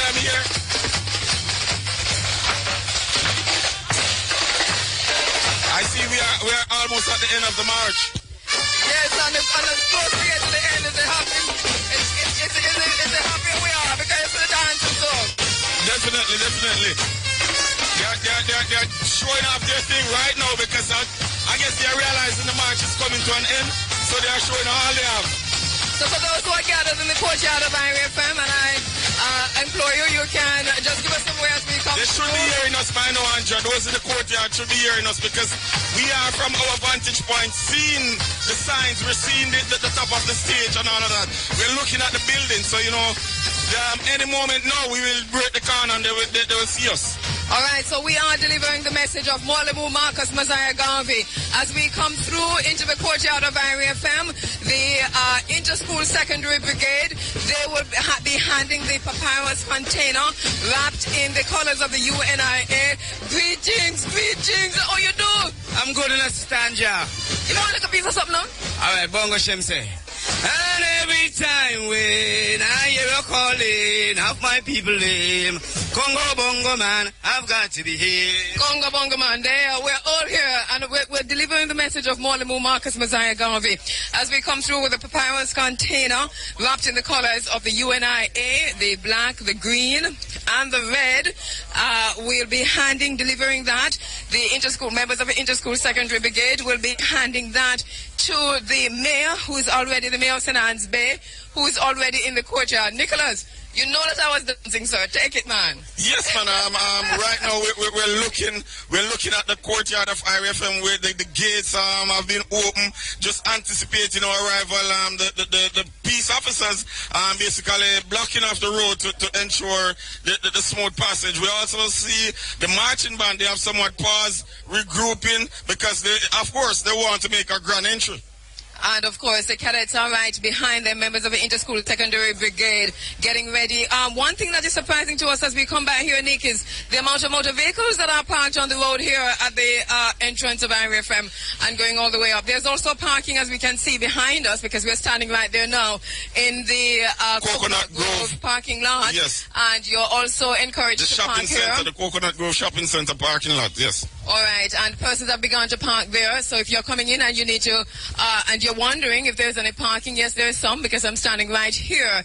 And it's interesting that so much of the parking spaces are going so early, but I'm quite sure that there'll be much more, many more spaces to park as you come into the celebration. So more well, the smart ones will come early because, I mean, I look at Kishima's lineup last night and I'm saying, I don't know of any show in Jamaica that features so many artists. And we're talking about solid cultural artists, over 37 of them to perform later on stage. So I know that by the time it gets to mid-afternoon, there will be no space. I mean, you probably have to park in Ocho-Rios and walk up. No, don't say that, Nick. There will be space. But we just also...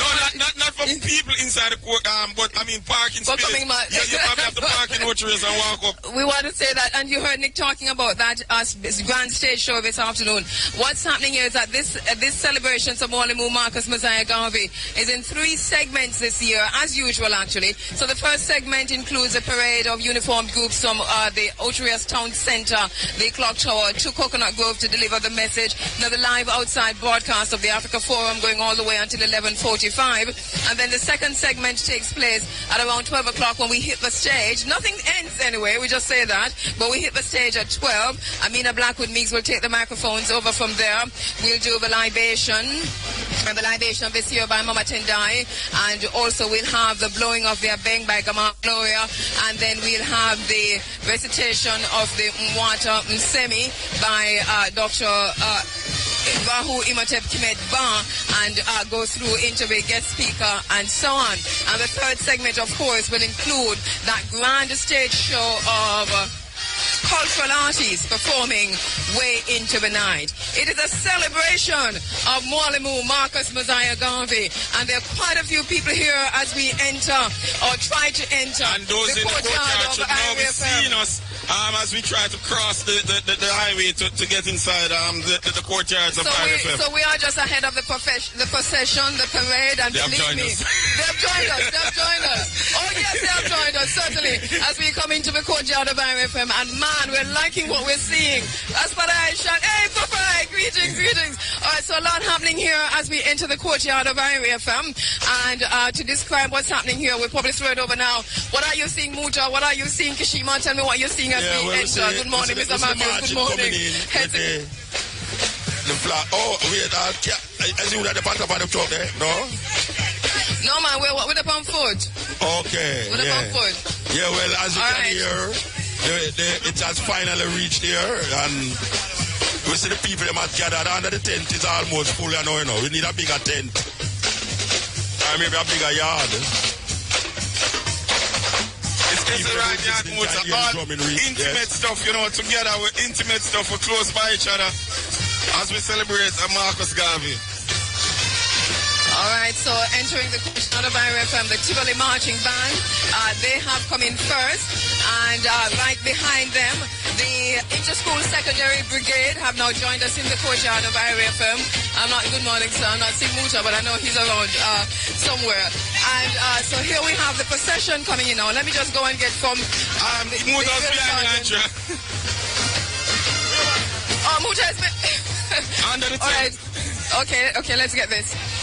Right, left, right, left, right, left, right, left, left, right, left, right, left, right, left, left, right, left, right, left, right, left, left, right. Andrew, this is really looking royal. Look at the stage. Mia is awaiting his greetings. Just look at him at the podium awaiting. Return!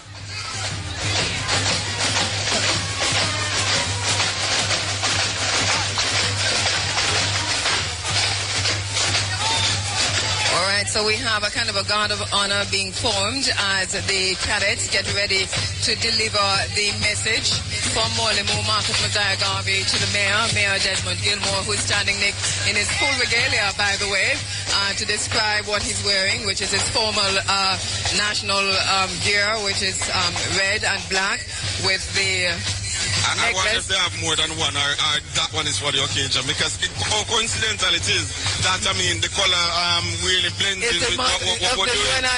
Yes. It's just a St. Anne, because Marcus Garvey is from St. Anne. I think the mayor is also wearing a crown, but it looks like a crown, but I'm quite sure it has a name. And Mayor Gilmore at the podium, getting ready now to read the speech of Molimu Marcus Garvey. Just the marching band, the Tivoli marching band, still doing time. The UNIA children coming in with Sister Jackie Roots. Come this way, Sister Jackie Roots, so we can say hello to the folks. Well, I know they're very tired. But very young children who have just come in, and we're going to ensure that they are refreshed right now. It's really nice to see that 2-year-old Andrea marching from downtown to here is really a beautiful. Just to tell you that how dedicated the UNI children are to this march. All right.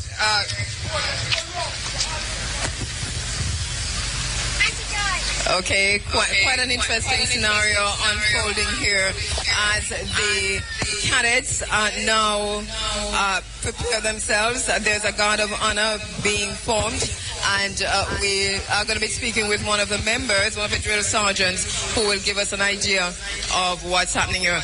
Okay, we actually see what's happening. The lead members of the cadet, those who were carrying the rifles and the flag. And they did mention that they were the guards.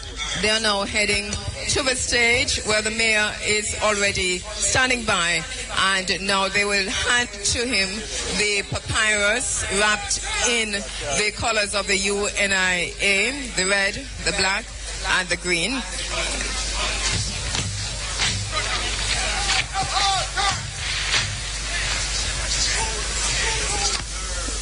The mayor, of course, being saluted. And now the message from Molimu Marcus Garvey being handed to him with a salute by the female member of the group. There you go. Handed to the mayor, who will now open. Another salute. In regal way, Nick. And the mayor will now open the container and just screwing off the top, and will retrieve the message from Molimu Marcus Garvey. Ladies and gentlemen, His Worship the Mayor, Desmond Gilmore.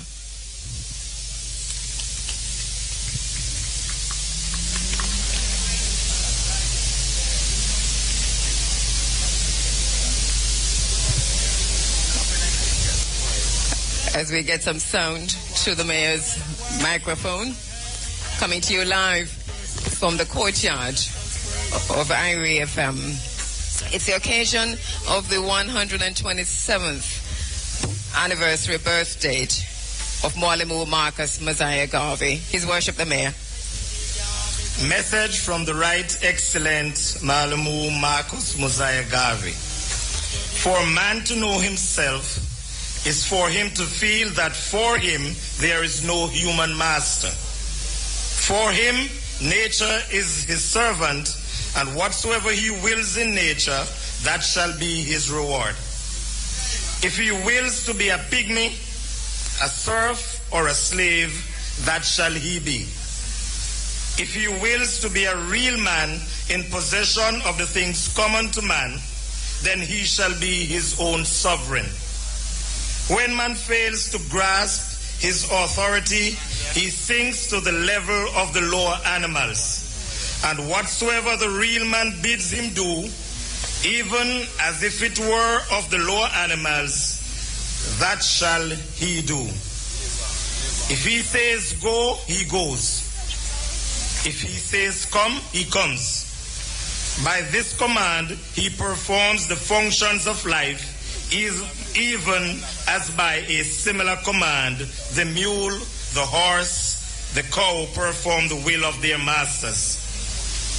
For the last 400 years, the black man has been in the position of being commanded, even as the lower animals are controlled.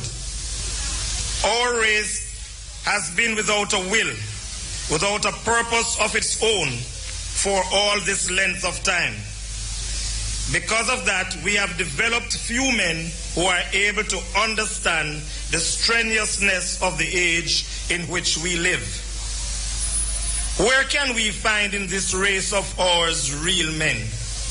Men of character, men of purpose, men of confidence, men of faith, men who really know themselves. I have come across so many weaklings who profess to be leaders, and in the test I have found them but the slaves of a nobler class. They perform the will of their masters without question. To me, a man has no master but God. Man in his authority is a sovereign Lord.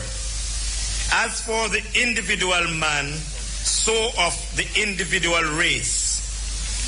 This feeling makes man so courageous, so bold, as to make it impossible for his brother to intrude upon his rights.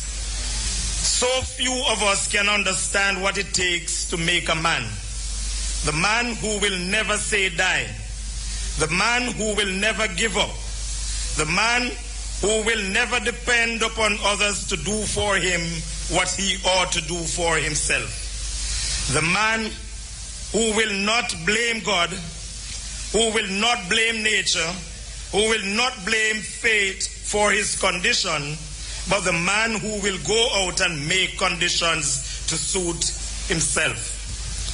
Oh, how disgusting life becomes when on every hand you hear people who bear your image, who bear your resemblance, telling you that they cannot make it, that fate is against them, that they cannot get a chance. If 400,000 Africans can only get to know themselves, to know that in them is a sovereign power, is an authority that is absolute, then in the next 24 hours, we would have a new race. We would have a nation, an empire, resurrected not from the will of others to see us rise, but from our own determination to rise irrespective of what the world thinks. Message from the Right Excellent Mwalimu Marcus Mosiah Garvey. That was the mayor of St. Anne's Bay, His Worship Desmond Gilmore, with a message from Mwalimu Marcus Mosiah Garvey. As we come to you live from the courtyard of Irie Fm. I know that the cadets will once again be doing their thing, so we go back to stage where they are collecting again the message, the container from the mayor. And a salute again, Nick.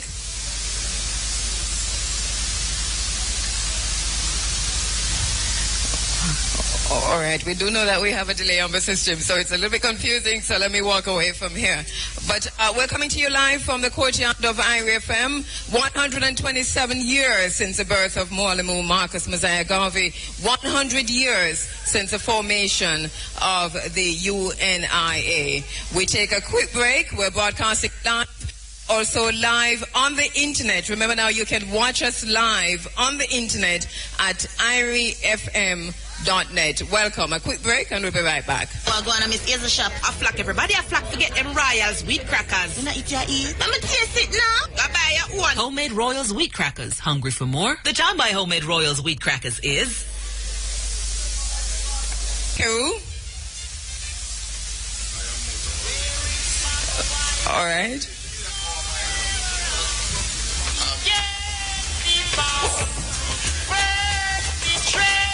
All right, so Bu Mutabaruka is on stage with us. All right.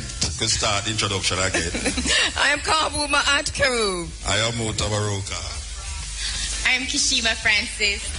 And I'm Nicholas Evans. All right, and as our engineers ensure that we are mic'd out, because now we are mic'd out, we're going to be going into the other segments of the program in between the music here inside of the Africa Forum. And once again, as we said earlier, Kishima, this program is divided, this entire day's activity is divided into 3 segments. And of course, you have been overseeing to a very large extent the 3rd segment. Tell us about that 3rd segment. The 3rd segment will see live performances from our entertainers who will be paying tribute to Marcus Garvey. We have quite a number of entertainers on the list, Andrea, because when it comes on to Marcus Garvey, everybody wants to contribute. Everybody wants to be a part of the celebration. So we tried our very best to facilitate as many persons as possible. So you'll find where quite a number of entertainers will just do one song in tribute to Marcus Garvey. And we have the likes of Bushman, who will be performing later on. We also have Chesedek, There Is Nature. We have Brother Desmond, there is Keznamdi, Kelissa, and Berry. We have Kaini. A long list of entertainers, so it should be a spectacular performance and a good spiritual vibration. Just want to say thanks to all those persons who have gathered here, those persons who continue to come in, and specifically Mutabaruka, those young people, all of them who marched in that parade this morning. This was something else, believe me. 1.5 years old to, well, you know. But I mean... 1.5 years old to probably as old as 60. As a matter of fact, we even have persons in wheelchairs. So to tell you, I mean, we represent all ages, all levels of ability. You know, it was really spectacular. Well, you know that Marcus Garvey UNIA movement supported marches like these in Harlem. Marcus Garvey used to march from 125th Street, go right through Harlem. And this is part of his understanding, where he wants to show black people in an organized way. And one of the ways that you organize people is almost what we call militarily. And the drumming and the music and the march shows a kind of uniformity and unification of the people. And that Marcus Garvey used to promote a lot in Harlem during the times when he was there as the UNIA leader. And it was quite something to behold this morning as young people get into that mood, get into that vibe, understanding that they're doing this because of who they are, because of their own lineage, because of where they're descended from as African people. So we're very, very happy to have had those young people, the cadets, many, many, many cadets this morning, to the UNIA children, and to the marching band, the Tivoli marching band, and also to those adults who conducted, who guided, who led the parade this morning. Thank you very much. It was quite something to behold. And we're seeing a whole different vibe in the yard here, because this is something else in the courtyard of Irie Fm. I heard you saying earlier, Muta, that this is a festival kind of atmosphere. And Kishima, you've been at this all day. Well, only Muta can describe what I've been going through. No, because I didn't tell you that from last night. As a matter of fact, I just that festival in San Francisco. Trust me, this stage is much better than the one that we perform in San Francisco. There you go. This is a wonderful stage for such a small place. It is, as Professor Cooks tells us, at international standards. Let me just quickly again, Nicholas, welcome our listeners on the internet, because we are broadcasting live on the internet. You can watch us live. Wherever you are in the world, you can tune in and hear what is happening here in Jamaica, in the courtyards of Irie Fm. Marcus Garvey, our first national hero. As a matter of fact, a man who will be a world hero as far as the African people is concerned. You know, so we are celebrating Marcus Garvey, and I know that people all over the world, even more people across some places in the world and in Jamaica, realize who the man Marcus Garvey was and what he has done for us as African people. So once again, it's at iriefm.net. Log on to iriefm.net and you can watch the proceedings as it unfolds in the African people. So once again, it's at iriefm.net. Log on to iriefm.net and you can watch the proceedings as it unfolds in the yard here at Irie FM. I want to thank our sponsors. Delexis Pharmacy, open every day, including holidays. Professor Dr. Crooks, 24 hours Medivac, air and ground ambulance, lifeline medical response. Couple Sun Sushi, all-inclusive package holidays to the Caribbean. Money College, your opportunity for success.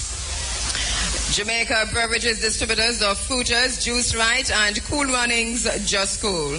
Graham's Wholesale Limited for all your groceries, household and hardware requirements. The one-stop shop. Adwa Nutrition. Let your food be your medicine and your medicine be your food. Island Eyewear GSAT students get their eyeglasses free at Island Eyewear. You serious? Yes. Wow. Yeah. Make I read that again. Island Eyewear GSAT students get their eyeglasses free at Island Eyewear. I'm going to take GSAT next year. Yes, and Ivest Rose Prep. Thank you very much. I guess if Muta taking GSAT next year, I'll probably take it in 2017. You're taking GSAT, Muta? Yeah. Just forget the IE. It's the I thing I work with it. All right. So in this segment of the program, what we want to do is to read the preamble, which you've been hearing. This is something we do every year from Marcus Garvey, the preamble. But we also know that this is something that you yourself have been playing, Muta, as you told us on air. Yeah, well, over the years, it is called the Black Bill of Rights. And what it is that a group of African people under the leadership of Marcus Garvey come together and declare Marcus Garvey the provisional president of Africa, the continent of Africa. And they made and stipulate certain laws and regulations that would guide them. And this is what you will hear being read right now. The guidance to this Bill of Rights, Black Bill of Rights. Be it known to all men that whereas all men are created equal and entitled to the rights of life, liberty, and the pursuit of happiness, and because of this, we, the duly elected representatives of the African peoples of the world, invoking the aid of the just and almighty God, do declare all men, women, and children of our blood throughout the world free citizens, and do claim them as free citizens of Africa, the motherland of all Africans. That we believe in the supreme authority of our race in all things racial, that all things are created and given to man as a common possession, that there should be an equitable distribution and apportionment of all things, in consideration of the fact that as a race we are now deprived of those things that are morally and legally ours. We believe it right that all such things should be acquired and held by whosoever and whatsoever means possible. That we believe the African, like any other race, should be governed by the ethics of civilization and therefore should not be deprived of any of those rights or privileges common to other human beings. We declare that Africans, wheresoever they form a community among themselves, should be given the right to elect their own representatives to represent them in legislatures, courts of laws, or such institution as they may exercise control over their particular community. We assert that the African is entitled to even-handed justice before all courts of law and equity in whatever country he may be found. And when this is denied him on account of his race or color, such denial is an insult to the race as a whole and should be resented by the entire body of Africans. We believe that any law or practice that tends to deprive any African of his land or the privileges of free citizenship within his country is unjust and immoral, and no native should respect any such law or practice. We declare taxation without representation unjust and tyrannous, and there should be no obligation on the part of the African to obey the levy of a tax by a lawmaking body from which he is excluded and denied representation on account of his race, class, and color. We believe that any law especially directed against the African to his detriment and single him out because of his race or color is unfair and immoral and should not be respected. We believe all men entitled to common human respect, and that our race should in no way tolerate any insults that may be interpreted to mean disrespect to our color. We believe that the African should adopt every means to protect himself against barbarous practices inflicted upon him because of color. We believe in the freedom of Africa for the African people of the world, and by the principle of Europe for the Europeans and Asia for the Asiatics. We also demand Africa for Africans at home and abroad. We believe in the inherent right of the African to possess himself of Africa, and that his possession of same shall not be regarded as an infringement on any claim or purchase made by any race or nation. We strongly condemn the cupidity of those nations of the world who by open aggression or secret schemes have seized the territories and inexhaustibate natural wealth of Africa, and we place on record our most solemn determination to reclaim the treasures and possessions of the vast continent of our forefathers. We believe all men should live in peace, one with the other. But when races and nations provoke the ire of other races and nations by attempting to infringe upon their rights, war becomes inevitable, and the attempt in any way to free oneself or protect one's rights or heritage becomes justifiable. We protest against the system of education in any country where Africans are denied the same privileges and advantages as other races. We believe in the doctrine of the freedom of the press, and we therefore empathetically protest against the suppression of African newspapers and the periodicals in various parts of the world, and call upon Africans everywhere to employ all available means to prevent such suppression. We further demand free speech universally for all men. We hereby protest against the publication of scandalous and inflammatory articles by an alien press tending to create racial strife, and the exhibition of picture films showing the African as cannibal. We believe in the self-determination of all peoples. We declare for the freedom of religious worship.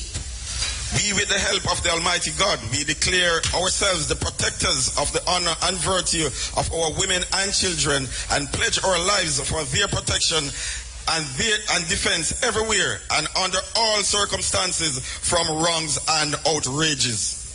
We demand the right of unlimited and unprejudiced education for ourselves and our posterity forever. We declare that the teaching in any school by alien teachers to our boys and girls that the alien race is superior to the African race is an insult to the African peoples of the world. Where Africans form a part of the citizenry of any country and pass the civil service examination of such country, we declare them entitled to the same consideration as other citizens as to appointments in such civil service. We declare it unjust for any country, state, or nation to enact laws tending to hinder and obstruct the free immigration of Africans on account of their race and color. That the right of the African to travel unmolested throughout the world be not abridged by any person or persons, and all Africans are called upon to give aid to a fellow African when thus molested. We demand complete control of our social institutions without interference by any alien race or races. That the colors red, black, and green be the colors of the African race. Be it resolved that the anthem Ethiopia, thou land of our fathers, etc., shall be the anthem of the African race. We believe that any limited liberty which deprives one of the complete rights and prerogatives of full citizenship is but a modified form of slavery.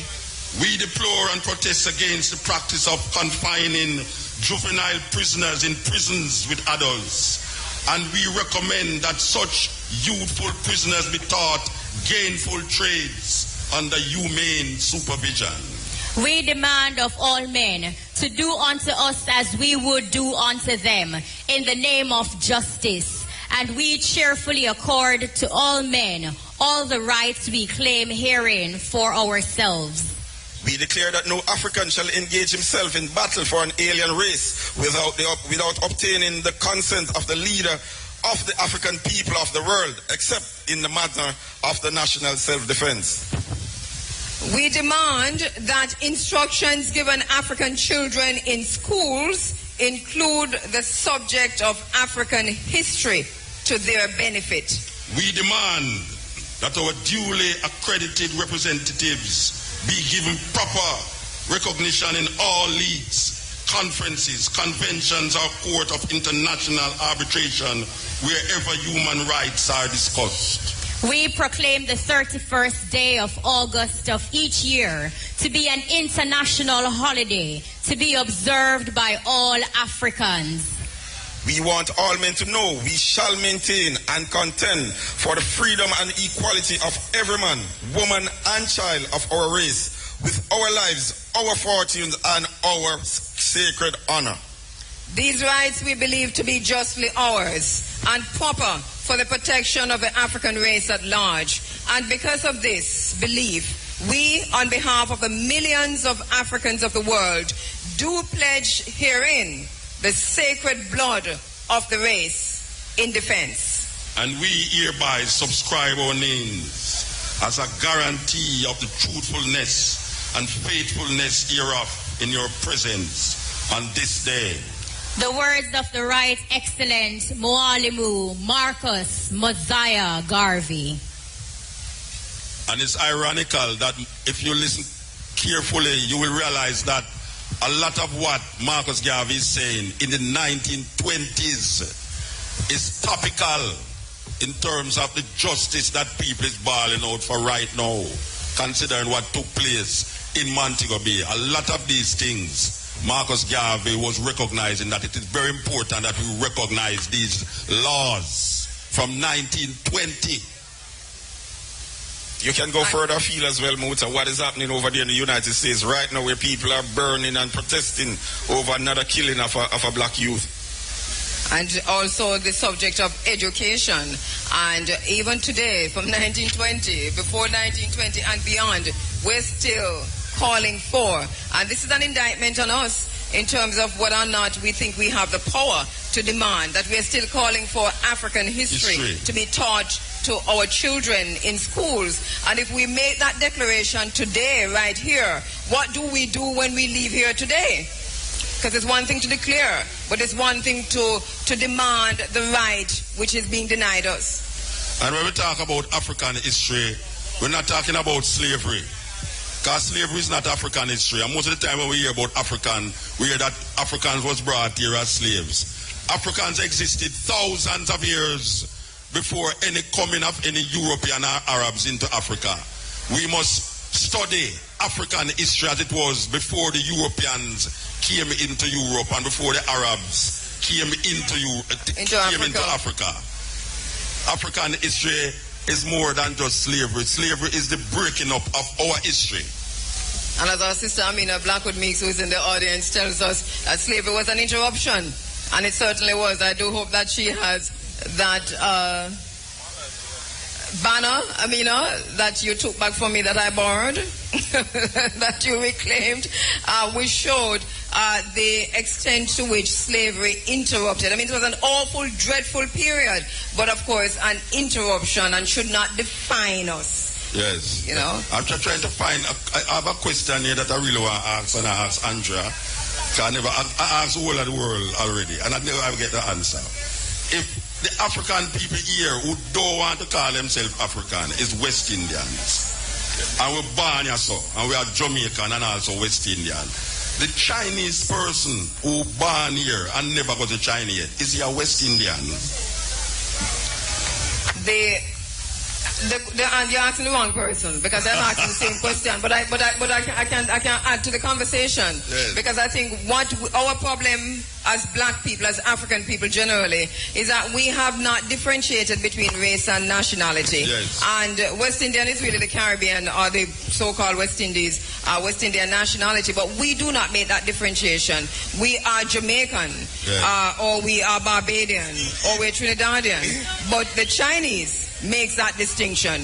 Their race is Chinese and their nationality is Jamaican, and they'll tell you that because if they whether they're born here and naturalized, or they get citizenship through marriage, or however they get it. The Indians do the same thing, regardless of what. So they have made that distinction between race and nationality.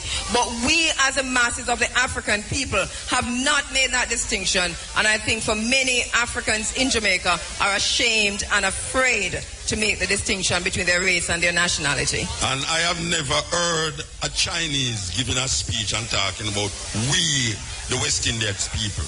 Never hear that yet. No. They don't relate to themselves as West Indian. Unless it is politically correct and includes money. Yes. We is the only one who's confused with race and nationality. And Jamaican people have to realize that there is no problem in saying you're a Jamaican. The problem lies is when you stop at Jamaican. Because nobody else stop at Jamaican. We have to distinguish. How do you know that a man is a Chinese who never got to China yet and live in Jamaica? What differentiates him from you as a Jamaican? That this man has never been to China. Him born here so, him mother born here so, and him father born here so. But you insist on calling him a Chinese, and him also call himself a Chinese. But when you hear yourself being an African, you say, no, me I'm not African, me a Jamaican.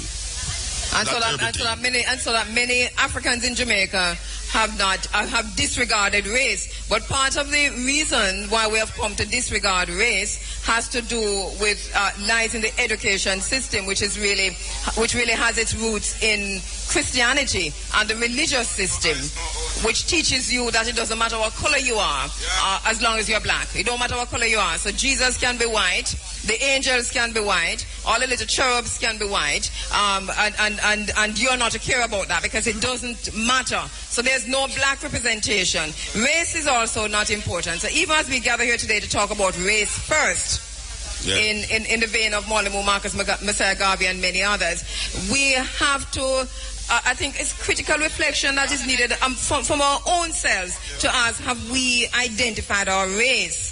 You know, when somebody asks you who you are, do you talk about your white side?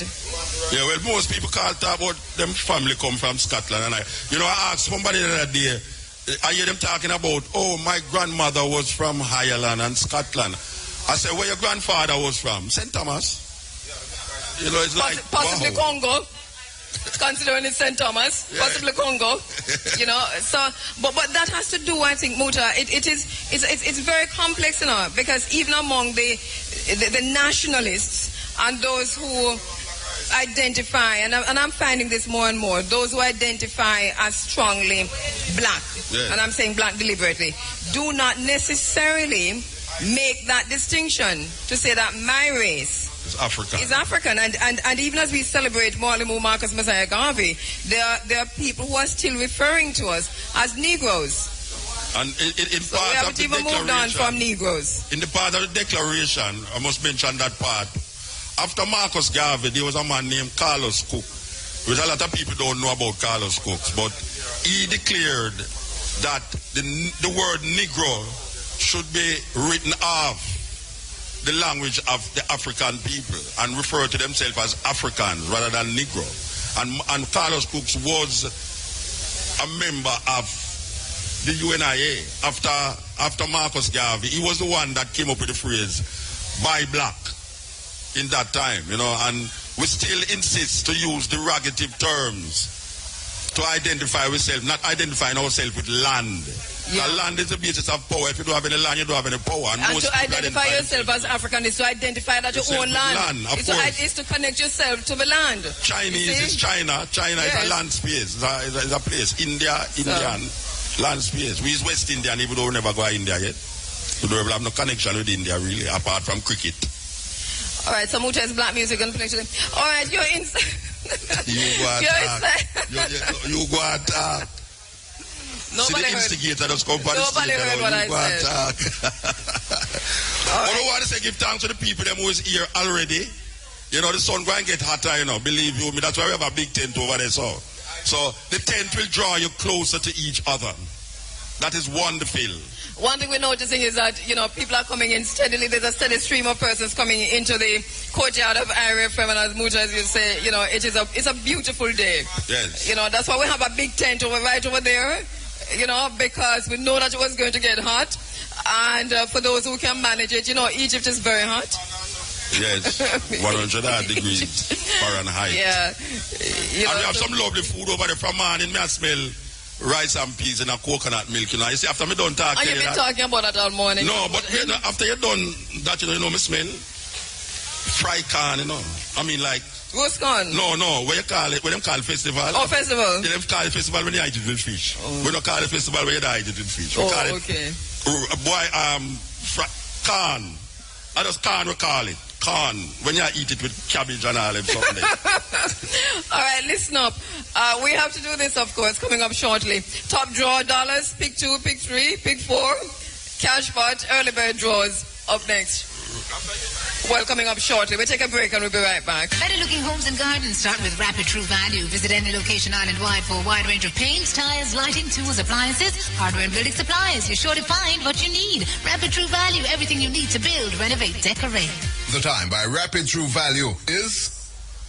Now 8:23, we're coming to you live from the courtyard of Irie FM. I'm your host, co-host this morning, Kabu Ma'at Kiru, along with Mutabaruka. And in the yard, in the courtyard, we do have our young journalists and senior journalists on the ground, quite ready to talk to those persons who are part of the African marketplace in the courtyard of Irie FM this morning. As we speak, Muta, we have to describe what's happening here on stage, because we are on stage and the Jackie Roots, Sister Jackie Roots, along with the young children, the UNIA children, are now taking the stage. We should say also that while this is going on today, I think early on today there might have been the wreath-laying ceremony at National Heroes Park for Mwalimu Marcus Mosiah Garvey, our journalist, our reporter on location is Warren Bertram. We'll talk with him later. Also in St. Anne's Bay, at the St. Anne's Bay Baptist Church is the... well, maybe not the Baptist Church, but I know that there is a service, and we'll tell you where this morning that's going on for Marcus Garvey. And also, later on this afternoon, as the mayor told you earlier, that there will be a civic function to which you are invited. Next year. At the parish library. That civic function will happen at around 4 o'clock. In Kingston at Liberty Hall, Professor Robert Hill delivers a Marcus Garvey lecture. Oh, Robert Hill will be there? At Liberty Hall in Kingston this afternoon.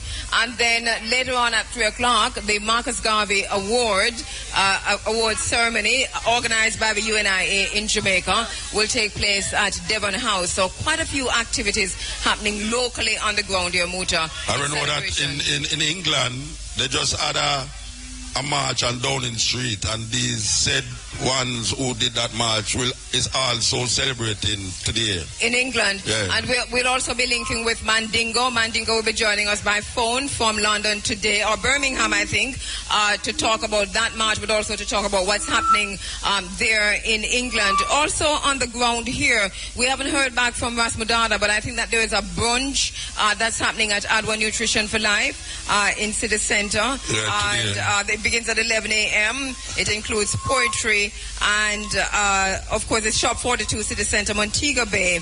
And there's a surprise guest speaker there, the topic entitled Marcus Garvey. So it's Adwa Nutrition for Life's second staging of the brunch and open mic. And I think they're having a gathering in front of Barnett Street Police Station for this brethren who them just Mario Dean, and we must call the name. Muta, you've been doing a lot of that, and I wish that I know you came here on a different mission today, but it's the same mission. You have names. You have a lot of names of those who have been gunned down by the police. Over time, and also in custody. And those are where the minister came out and says is looking for an audit of all the different places that people are in custody under the state. You know, and this is, I mean, these people close the gate when they ask control all the while, you know, everywhere there. So we must call their names. We must call their names, you know. Yes, and I commend you for doing that, Muta, for calling their names. Yes, Is calling their names part of demanding justice, and part of receiving justice is not to let those who have died in an unjust justice system for their death to go, you know, with impunity. We need justice for those who have been gunned down. We need, whether it's by the police or whether it's by their own black brothers and sisters here in Jamaica, we need some form of justice. I hear that there's a lot happening in terms of the conversations with the police, but everything has to be politically correct. The ganja laws are being eased immediately. Why did it take so long? And are they really being eased? What does that mean? But this political knee-jerk reaction to issues that directly affect and impact us as African people, we have to put a stop to that. And they don't have no far eye, man. It's pure nearsighted people around the country. You know, they say in the kingdom of the blind, the one-eyed man is king. There's pure one-eyed people around this country. So this is the kingdom of the blind? In the kingdom of the blind, the one-eyed man is king, because Jamaican people are going like them blind. That's a serious thing. All right, the young ones are on stage, and Sister Jackie looking quite militant today. Have you noticed, Muta? Militant in a red and black, and the black boots up to the knees, Sister Jackie. You know, so them whole life y'all ganja too, you know. A daughter like this shouldn't get old for no ganja, you know. Yeah, man, they did hold her with a spliff. Terrible thing. You know, Sister Jackie, but you've been doing some serious work in that regard. As a matter of fact, you opened my eyes to the laws pertaining to that. So on the battlefield as usual. So the young ones are on stage. The UNIA children are live on stage. We're hearing from our listeners on the internet, by the way, and you're tweeting us on Twitter. You're saying to us that the live stream is beautiful. Thank you very much for this. So this is going global. It is across the world. It is international. We turn it over now to the UNIA children with Sister Jackie Roots. Greetings and good morning. Today is July 20, 1940.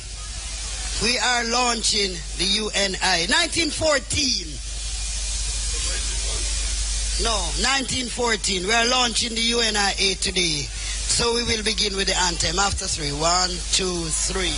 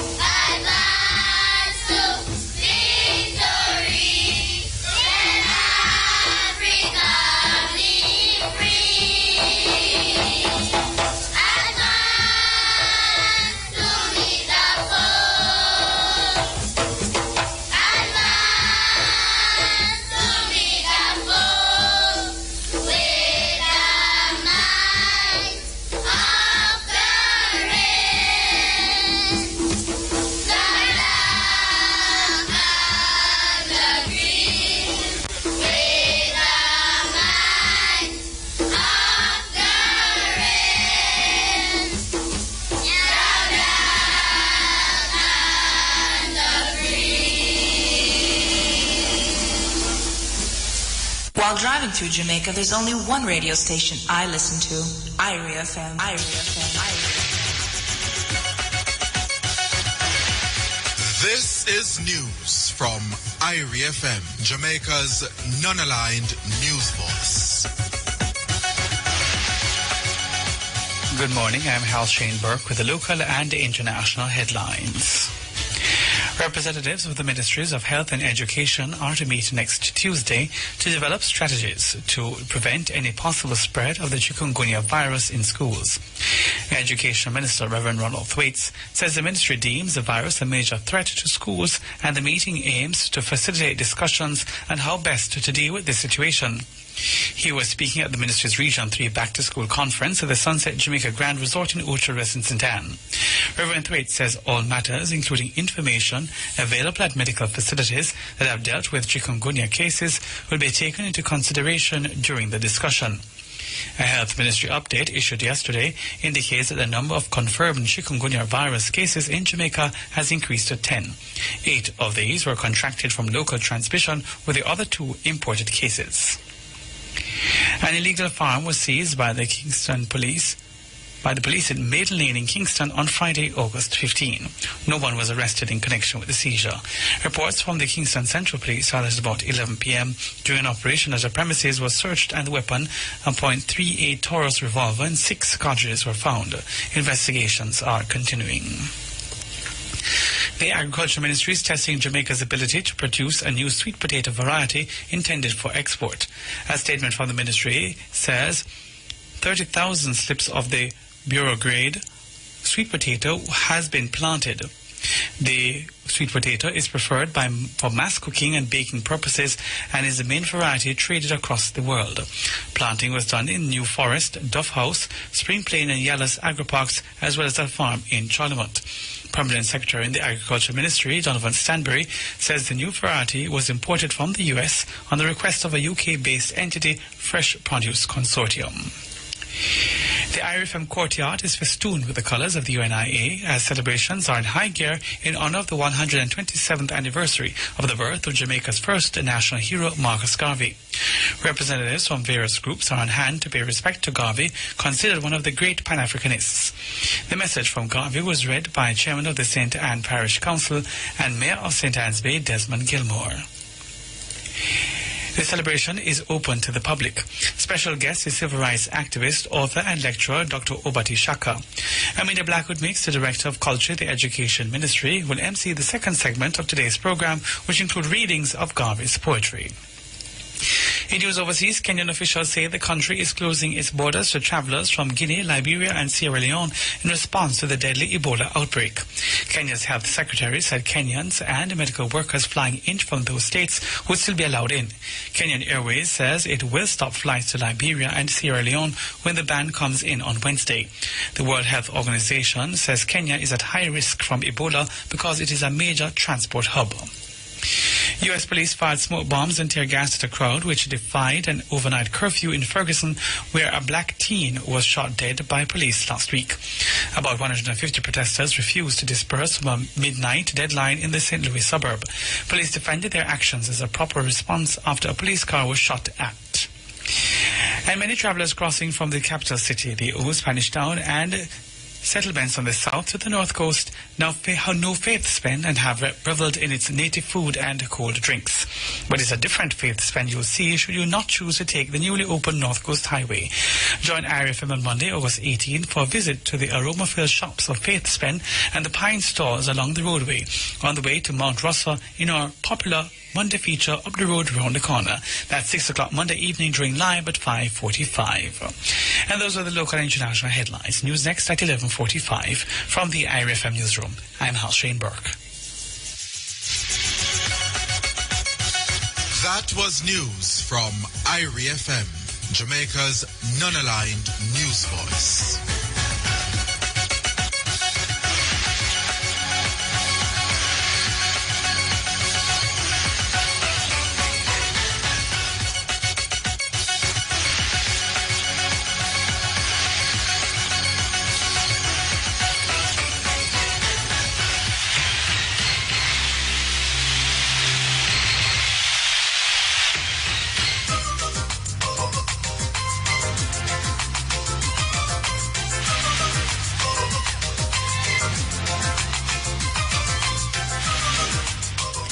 Good morning, I'm Wade Brown with Irie FM's Sunday Diary. Mutabaruka without a microphone, and in the courtyard we have in the court, yes, Muta. Jackie Rhodes, take over my mic. In the courtyard we have Kishima Francis, Concrete Asphalt, Roger Hasfall. We have Nicholas Evans and the Big A. Very, very busy in the courtyard of Irie FM. Thank you very much, Big A, who is bringing things together nicely. Also in the studio, Shane Clark and the hardworking team, engineering team and other teams, IT teams on the ground here at Irie FM doing really a yeoman's stars, but a very, very, very, very good job this morning providing the sound and the live stream. As you rejoin us, we have on stage, still standing, the UNIA children who stood through the news and the sports. They just sang the before the news, before the sport, before the advertisement. Yes. They was standing there. They just sang the African national Ethiopian anthem. Yes. That was given to us by Marcus Garvey. And now we're gonna. Yes. You know, it's a strange thing. You know that I don't know what is the thing behind everybody singing the first verse of the anthem in the Theatre function. They will sing the first verse and sit down. It's a long time I don't hear the three verses of this anthem sung by any group, and I really appreciate that. Yes. To hear the youth them sing the three different verses. That's took the time to know it. Well, we're going to throw it back to our sister Jackie Roots on stage, and along with the UNIA children, because I know they've got a pledge to do, and they also are going to be doing poetry and the speech of Mwalimu Marcus Garvey. Put your hands together for the UNIA children. Let's hear it for them.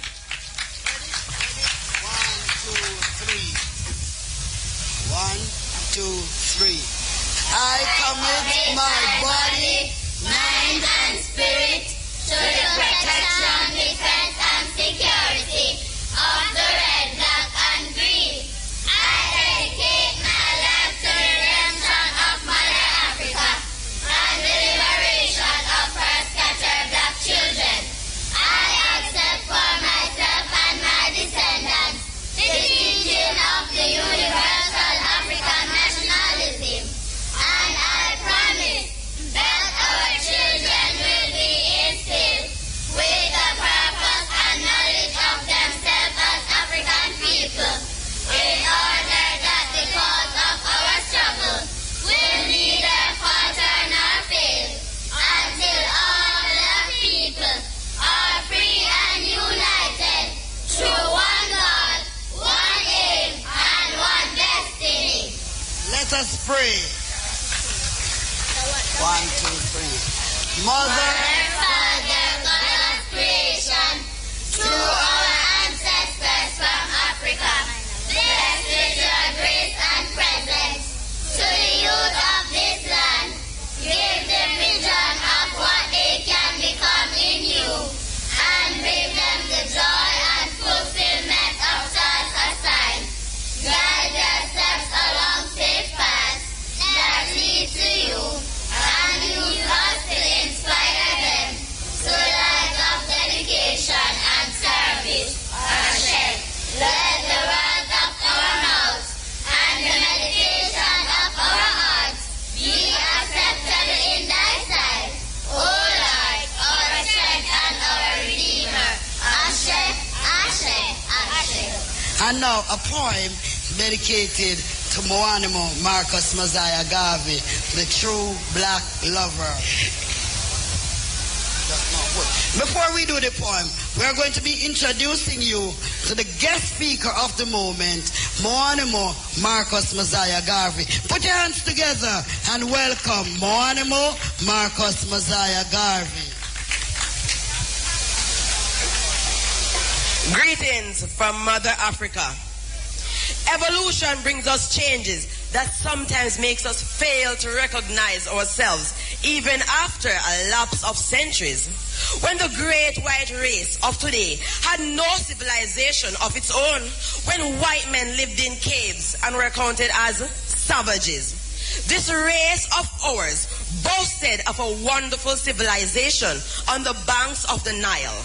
It might sound good for some Africans to say that they are born here or there and they do not intend to go anywhere else. But let it sound good for some Africans to say that they are born here or there and they do not intend to go anywhere else. But let me tell you, men, the world is small and humanity in many and various race groups is growing larger every day.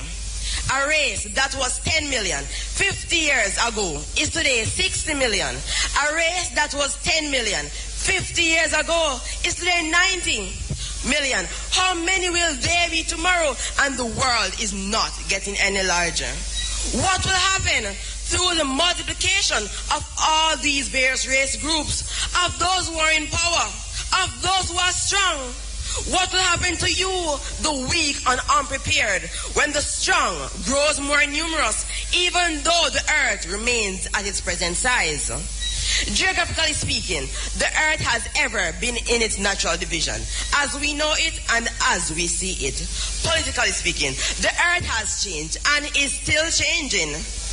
Yes, it is changing. Politically speaking, a strong black race. So Africa at home and abroad, a strong nation. Africa at home and abroad. I thank you.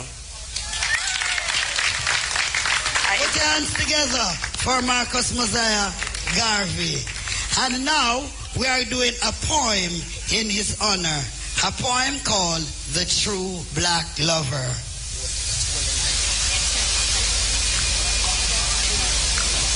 The True Black Lover by Sayanatin. The prophet of African integrity. He showed the might of black unity. The UNIA 6 million strong. Some African New Redemption song. In business he was very bold. He said blacks could control African gold. The African continent belongs to the blacks. We must from the colonizers take our continent back. A lot of blacks in the ghetto settlement because we lack African government. A lot of blacks praying and dying, waiting on a false white God. We need African church, government, and state to take us out of this poverty-stricken faith. He was a man of word and many alleys. He taught us the African creed. One God, one aim, and one destiny. Black man redemption is in African unity. And now, today, we hail the man who founded the African redemption plan. Marcus Mosiah Garvey, the prophet philosopher, the saying of the true black lover. The power that holds Africa is divine. The power that holds Africa is human. And we can recognize it that whatever man has done, man can do. Confidence, conviction, action will cause us to be free men today. The race needs men of vision and ability, men of character, and above all, men of honesty. And that is hard to find. A man bread and butter, he only ensures when he works for it. Take away the highest ideal, faith and confidence in God, and mankind at large is reduced to savagery, and the race destroyed. That means no. Hold fast to the faith, deserve not your ranks, but as brave soldiers march to victory. I am happy and shall remain so as long as you keep this flag flying. Let Africa be our guiding star, our star of destiny. Education is the medium by which a people are prepared for the creation of their own particular civilization and the advancement and glory of their own race. Confidence. If you have no confidence in self, you are twice defeated in the race of life. With confidence, you have won even Leadership means everything. Pain, blood, and death. The only protection against injustice in man is power, physical, financial, and scientific. Up you mighty race, you can accomplish what you will. Africa for the Africans, those at home and those abroad. Done. A people without their knowledge of their past, history, and culture is like a tree without roots. Thank you very much. As we leave, we shall overcome. Rhythm. This is Marcus Mosiah Garvey's favorite chorus. As we leave the stage, 1, 2, 3. Oh. We shall overcome. We shall overcome. We shall overcome someday. Deep in our hearts, we do believe we shall overcome someday. All right, we're loving it. We're really loving it. The UNIA children. Thank you very much, Sister Jackie. Militant. Muta, that was beautiful, wasn't it? Yeah, when you hear those quotes from Marcus Garvey, you wonder, where was all those quotes over the years in schools? Those schools come like Bible quotes, relevant to us as a people. I don't know why is it that it was so difficult to really get these quotes in the minds of young people over the years. Thanking the UNIA children and Marcus Garvey. We're very pleased to meet the young Mr. Garvey because, and he studied that, Muta, he wasn't reading, Yeah, that speech evolution. That was memorized. Wonderful for the children of the UNIA. Good work with the children there, Sister Jackie Rose. We're coming to you live from the courtyard of Irie Fm. It's an all-day event as we pay tribute to Mwalimu Marcus Mosiah Garvey. Just want to say a quick thanks again to our sponsors. Delexis Pharmacy, open every day, including holidays. Professor Dr. Crooks, 24 hours Medivac, air and ground ambulance, lifeline medical response. Couples on Susie, all-inclusive package holidays to the Caribbean. Contractor Music Marketing, promoting Down Sound Records at downsoundrecords.com. Monique College, your opportunity for success. Jamaica Beverages, distributors of Fruiters, Juiced Right, and Cool Runnings, Just Cool. Graham's Wholesale Limited, for all your groceries, household and hardware equipment, the one-stop shop. Adwa Nutrition, let your food be your medicine and your medicine be your food. Island Eyewear, GSAT students get their glasses free at Island Eyewear, and Ivest Rose Prep. Thank you very much. We're live inside of the Africa Forum and we're going through until 11:45. As we said before, lots of activities happening across Jamaica today, and one is the wreath-laying ceremony at Muta, pull up a chair. Those who are watching on the internet knows why I've said to Muta, pull up a chair. All right. Very, very strong winds in Otrias today, but nice weather, nice and cool. We have standing by one of our reporters in Kingston, Warren Bertram, who has been to Heroes Park and I think making his way to Liberty Hall. He joins us on the phone line to tell us what's happening there. Warren? Hello, morning. Good morning, Warren. So you've been busy all morning? Yes, very, very busy celebrating the day of a great man. All right, give us an idea of what's happening there. What have you done since this morning? Well, this morning at the floral tribute, it has ended now, but members here from both government and opposition, Minister of Youth and Culture, Lisa Hanna, represented Prime Minister Portia Miller, who was absent, as well as Mr. Colonel Charles, representing leader of the opposition, Andrew Holness. Also here was President of the UNIA Jamaica, Mr. Stephen Golden, and also President General of the Cleveland Division, Mr. Cleophas Miller Jr., also of the UNIA. When a very somber and reverent mood, they had a tribute from the Portmore Community College Drummond will be the award-winning performance here. Also, the UNIA anthem was sung and well received by all in attendance. I don't know, as the event has ended, persons are clearing out and moving on. Some persons are taking pictures of the site, of the grave site, which has been properly and beautifully decorated. All right. I must confess that I'm not hearing you too well, Warren, but I know that our listeners to Irie Fm are hearing you clear enough. But that you are giving us an idea of those persons who actually turned out this morning for the wreath-laying ceremony. And I'm sure I heard you said both the Minister of Culture and that the Leader of the Opposition were in attendance? No, Mr. Holness was not in attendance. Okay. He was represented by Mr. Pernell Child, Member of Parliament. And the Minister of Culture was in attendance? Yes, she was not there. She represented the Prime Minister. All right. And have you now moved from Heroes Park?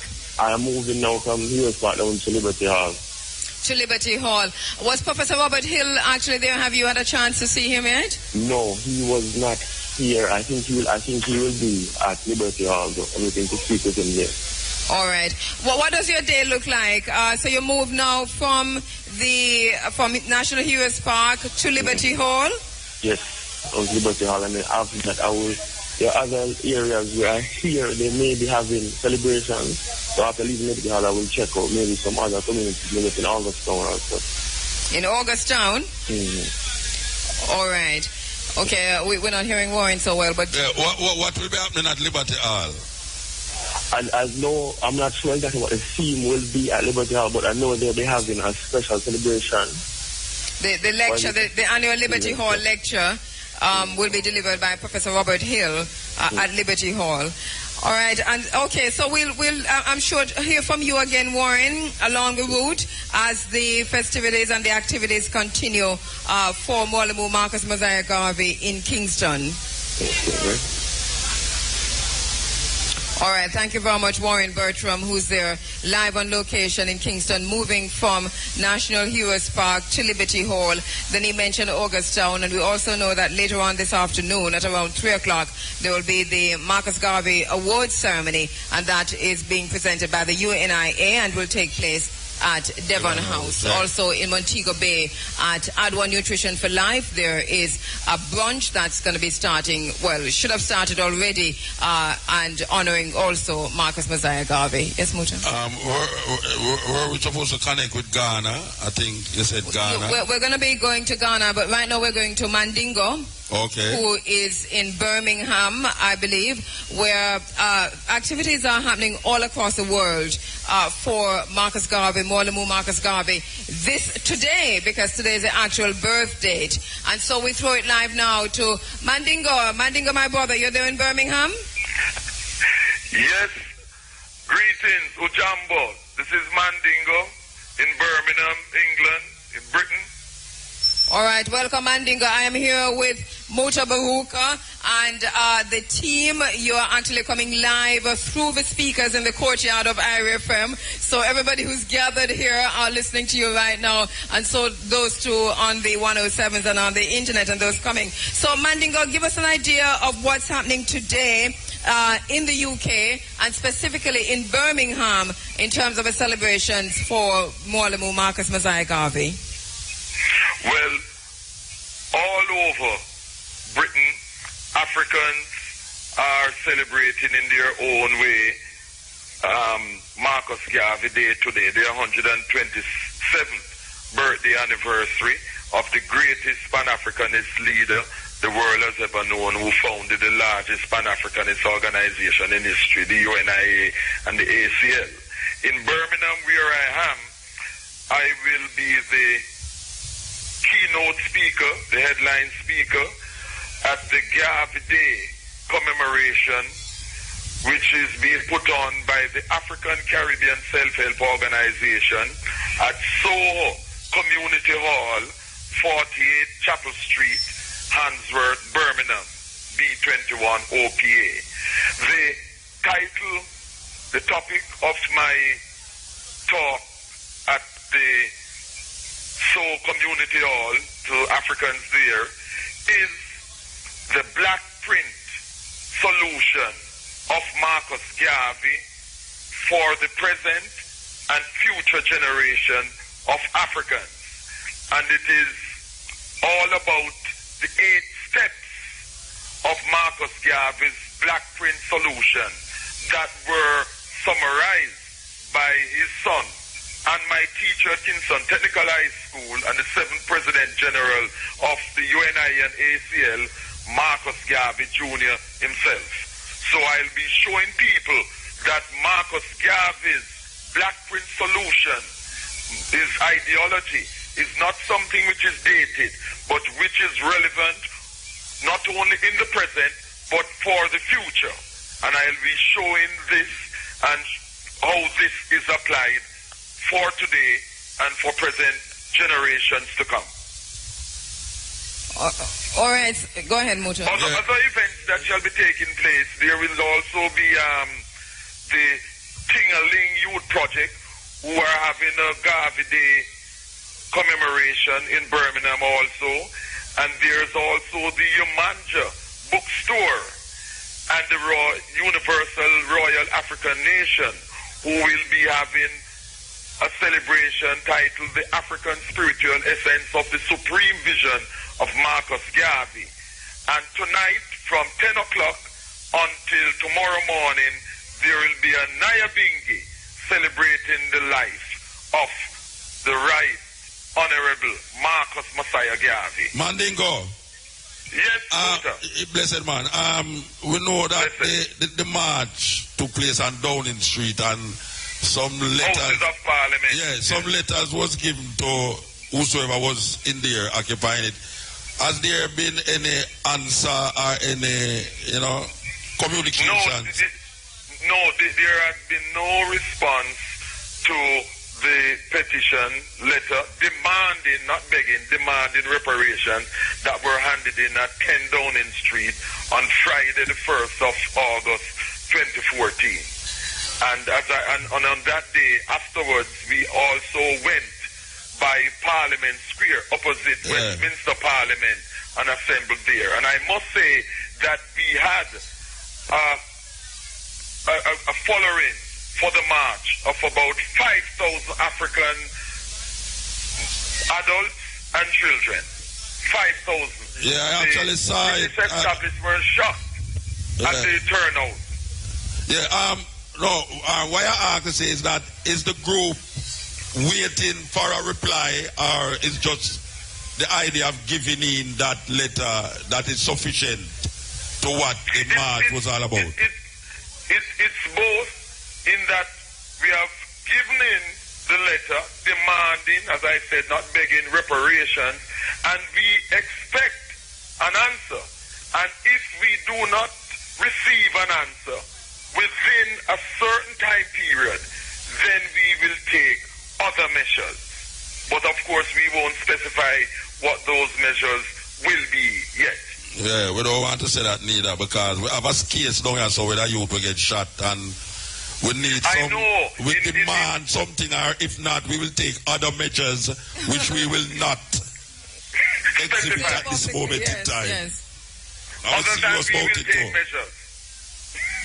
All right, my brother Mandingo, thank you very much, and good to know that the activities are continuing in England. I know that not just Birmingham, but as you pointed out, across the UK. It's all over Britain, my sister. All over Britain. All right. That this is happening. Give thanks, my brother. This meeting is going to be very good at the Soul Community Hall, 48 Chapel Street, Handsworth in Birmingham. And because people are listening to Irie FM here in Britain, as they always do. So people are knowing about what is going on through the Running Africa program on Irie FM, as well as Muta's Wednesday night and Thursday in the day program. Because it's all African shows designed to enhance the consciousness of African people.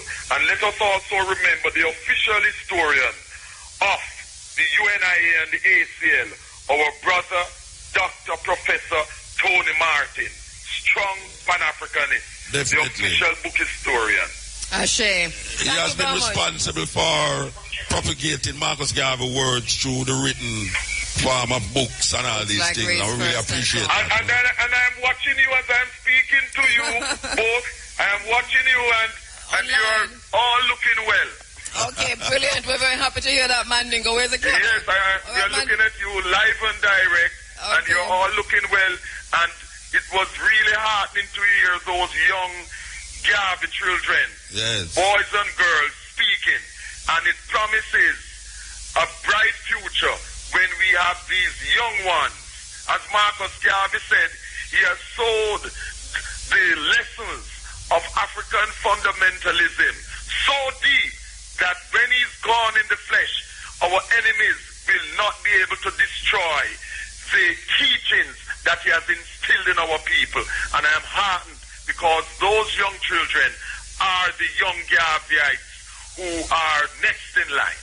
Yeah. All right, Mandingo, thank you very much. We have to wrap it there. Thank you very much, my brother. We're going to be moving now to Florida. Where one God, one aim, one destiny. Ras Jabulani and Priest Dougie are standing by in Florida. In this segment of the program, what we're doing is just making the connection, making a link with the world, because the world is today celebrating Molimu Marcus Mosiah Garvey. Big celebrations happening there in England.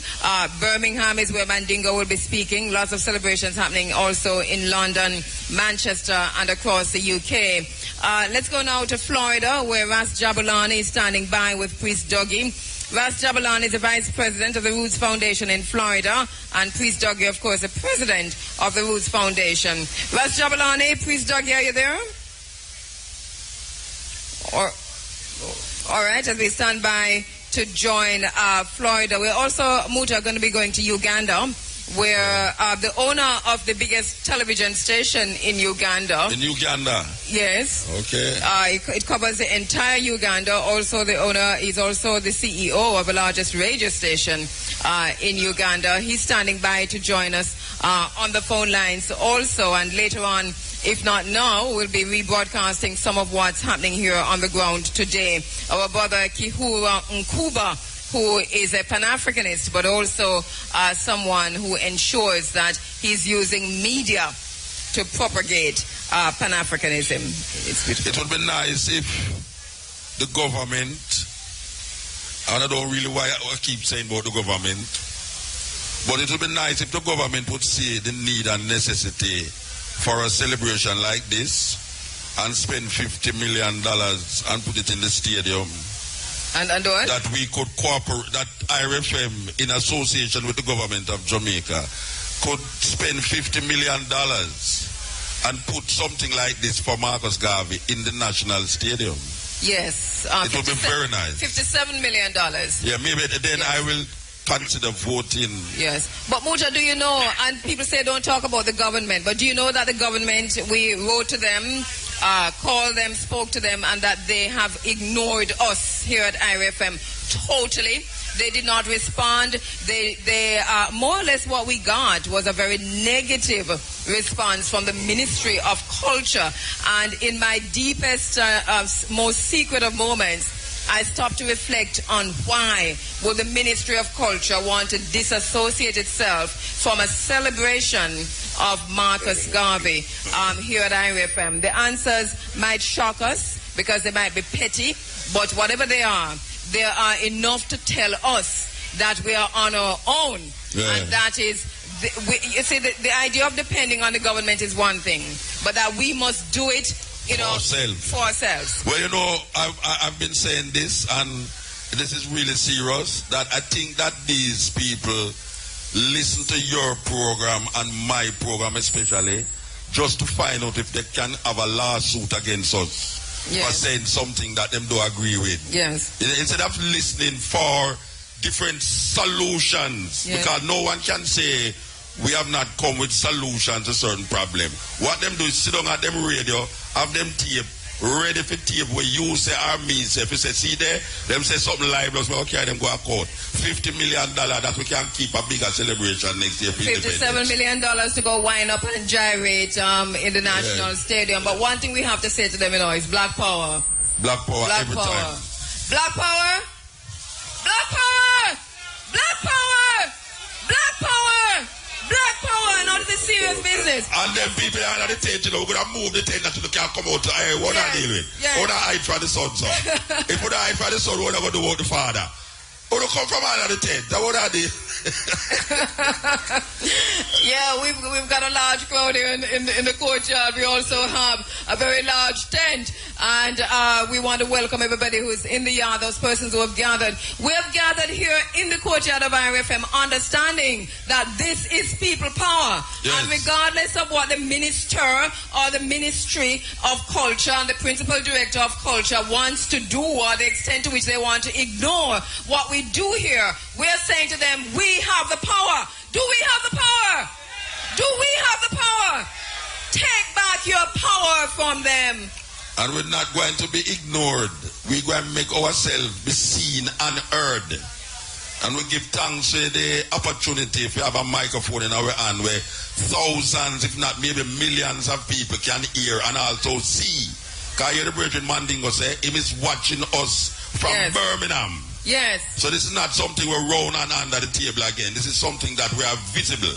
We will not be silenced. We will not be silenced. Yes. We're taking it to the Caribbean. We're taking it to the continent of Africa. And regardless of the extent to which they want to give away lands here, and we must stop them too from doing that, because wherever African leaders are giving away our lands, we must reclaim them in the name of the people, understanding that the land belongs to us. That's another thing that's happening. So they don't want to be part of this, but that is that. This is where the power lies. And we are also watching those who dress themselves in African garbs and thinking that, well, not knowing that there's more to being black than just talking about it, but siding with those who would oppress us, and they are there with them today. Can we go to the phones before I begin to preach? And I see one of them in the audience too. Yes. More than one. That's job. Okay, we're going to Uganda, where standing by right now is the, and I said to you, one of the biggest, if not the biggest television station in Uganda is owned and operated by our brother Kihuru Nkuba, Pan-Africanist broadcaster and philosopher, founder of Greater African Radio and TV Africa. He joins us live from Uganda. My brother Kihuru Nkuba, welcome to Irie FM. Welcome to Jamaica.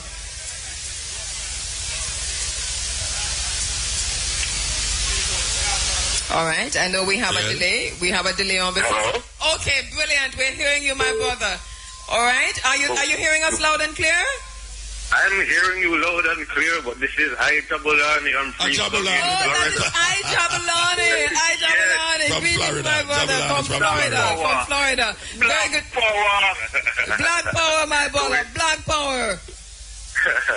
You know, Jabulani. Jabulani. Beautiful day. Jabulani, you hear me? Are you there, Jabulani? Well, him get conk out. All right, because we hear that phone ringing. You know what I say is that it is ironical, that when I did at school, the people them that is supposed to be in power now, you see this thing where we just do and I say, it's the same thing them did I say. Yes. When them was young, We must hold them to it. Now, Not 30, 40 years after, we find ourselves still at the same thing, and them now become the oppressor. They are the oppressors. So I don't understand, how is it that these people used to fight against that system that them deemed corrupt, and now they have become the same corrupt system that we still have to say black power. But Muta, we must call them out on that. And there are many among us who know that they are that they have been that, but I refuse to call them out on that. To say that we know that you are the oppressor, that you are the ones who are saying black power, but now you turn that, you have co-opted the black power movement, and now you have turned on the people and are oppressing the people. Why are we afraid to call their names? Why don't we say who they are? We must call them out. The Communist Name Party. them and shame them. The Communist Party in Jamaica. When I was going to school, the Communist Party used to fight against Marcus Garvey. Them used to fight against Rasta to the point where them say we is escapists. And one of the things that Mr. Trevor Monroe from the Workers' Party say eventually that one of the mistakes of the communists in Jamaica is that they ignore the race problem, the race issue, because they were so into class, they ignore the race issue. So that lead them now in a dilemma where how are they going to fuse now the words of Marcus Garvey into a philosophy that Marcus Garvey fight against, which was communism. You know, they had that dilemma there. But now we see that these same people who has recognized that Marcus Garvey is important and that the race thing is a problem, them has now become, I don't know if we call Don't them. say it. Eh? Don't say it. No, it's a serious no, thing. it speaks for itself. And as you know, you were talking with Mandingo a while ago about not talking about our strategies publicly. But this is something that we have to do. We have to strategize to ensure that we cramp the style of those who would continue to oppress us. You see, there's something about oppression, is that oppression happens when we allow it to happen. We need that critical mass. We need that, and I think we do have that, of Africans and Jamaicans who are not afraid to stand up against oppression. But those persons will have to be persons, and we can reflect on this, who do not want their funding. Yes. Who will not take their funding. Plyboard comrades. Exactly. Who don't want, you see, that's the thing, you see, because the cruelest thing to the African race today is those among us, one of the cruelest things is those among us who depend on funding to survive, whether they're in academia, and we must call out those intellectuals who will sell us out at the drop of a hat. Whether it is in academia, whether it is among the masses of us, whether it is in small business, wherever we are, if we are depending on them to fund our stage shows, to fund our research, to fund our studies, to fund us in any way, we are going to sell out the race. Them will control it. We're getting a thing that we're on the line here with Jabulani, you back with us? Yes. Greetings, my brother. Welcome. I know that in Florida, a lot is happening today. And is Priest Dougie with you? Yes, sir. Give thanks, Andrea. Greetings, brothers. Blessed man. Can you tell us what's happening today in Florida? Because I know a big event is happening there. Well, today, August 17th, has been declared Marcus Garvey Appreciation Day by both the city of Fort Lauderdale and the city of Lauderdale Lakes. And in addition, I think for the first time ever in America, the whole month of August has been declared Marcus Garvey Jr. Appreciation Month by the county commissioners of Broward County, which is the county that Fort Lauderdale and Lauderdale Lakes finds itself in. So, you know, for the month and for today especially, you know, the people of the county are being reminded by I at Roots Foundation and by other like-minded ones who hold the Honorable Marcus Mosiah Garvey in high esteem. We are reminding the world of the great works and deeds and words of Marcus Garvey, who over the past 100 years, I mean, his work, I have written a book on Marcus Garvey. We keep an annual celebration about Marcus Garvey, and I think I know a lot about Marcus Garvey, but believe me, every day is like I learn something new about this man. That is how massive his accomplishments and his achievements were. So, you know, this is what we do today, and we are here getting ready for our Marcus Garvey Roots Extravaganza later this afternoon.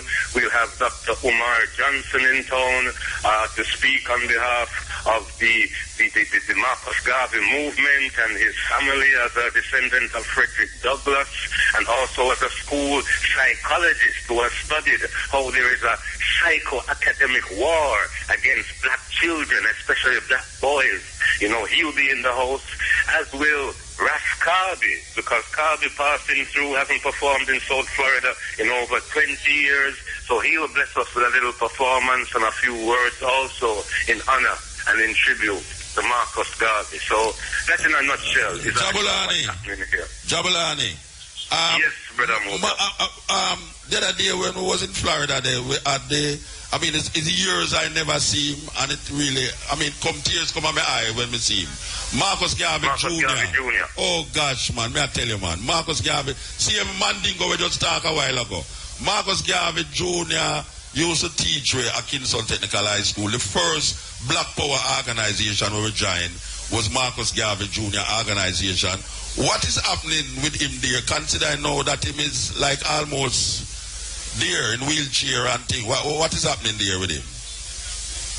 Well, he hasn't been well for about the last 5, 6, 7 years, So after he stepped down from President General of the UNIA here in America, he has been recuperating, what you call the word. He's getting treatment here. He has an advanced stage Alzheimer, so he is in a wheelchair. I saw you try to speak to him. I tried to speak to him. There's no real response. So, that's just what it is. His wife is taking care of him, and he's basically in a semi-retirement right now. Me and his wife used in the same year at Kingston Technical too.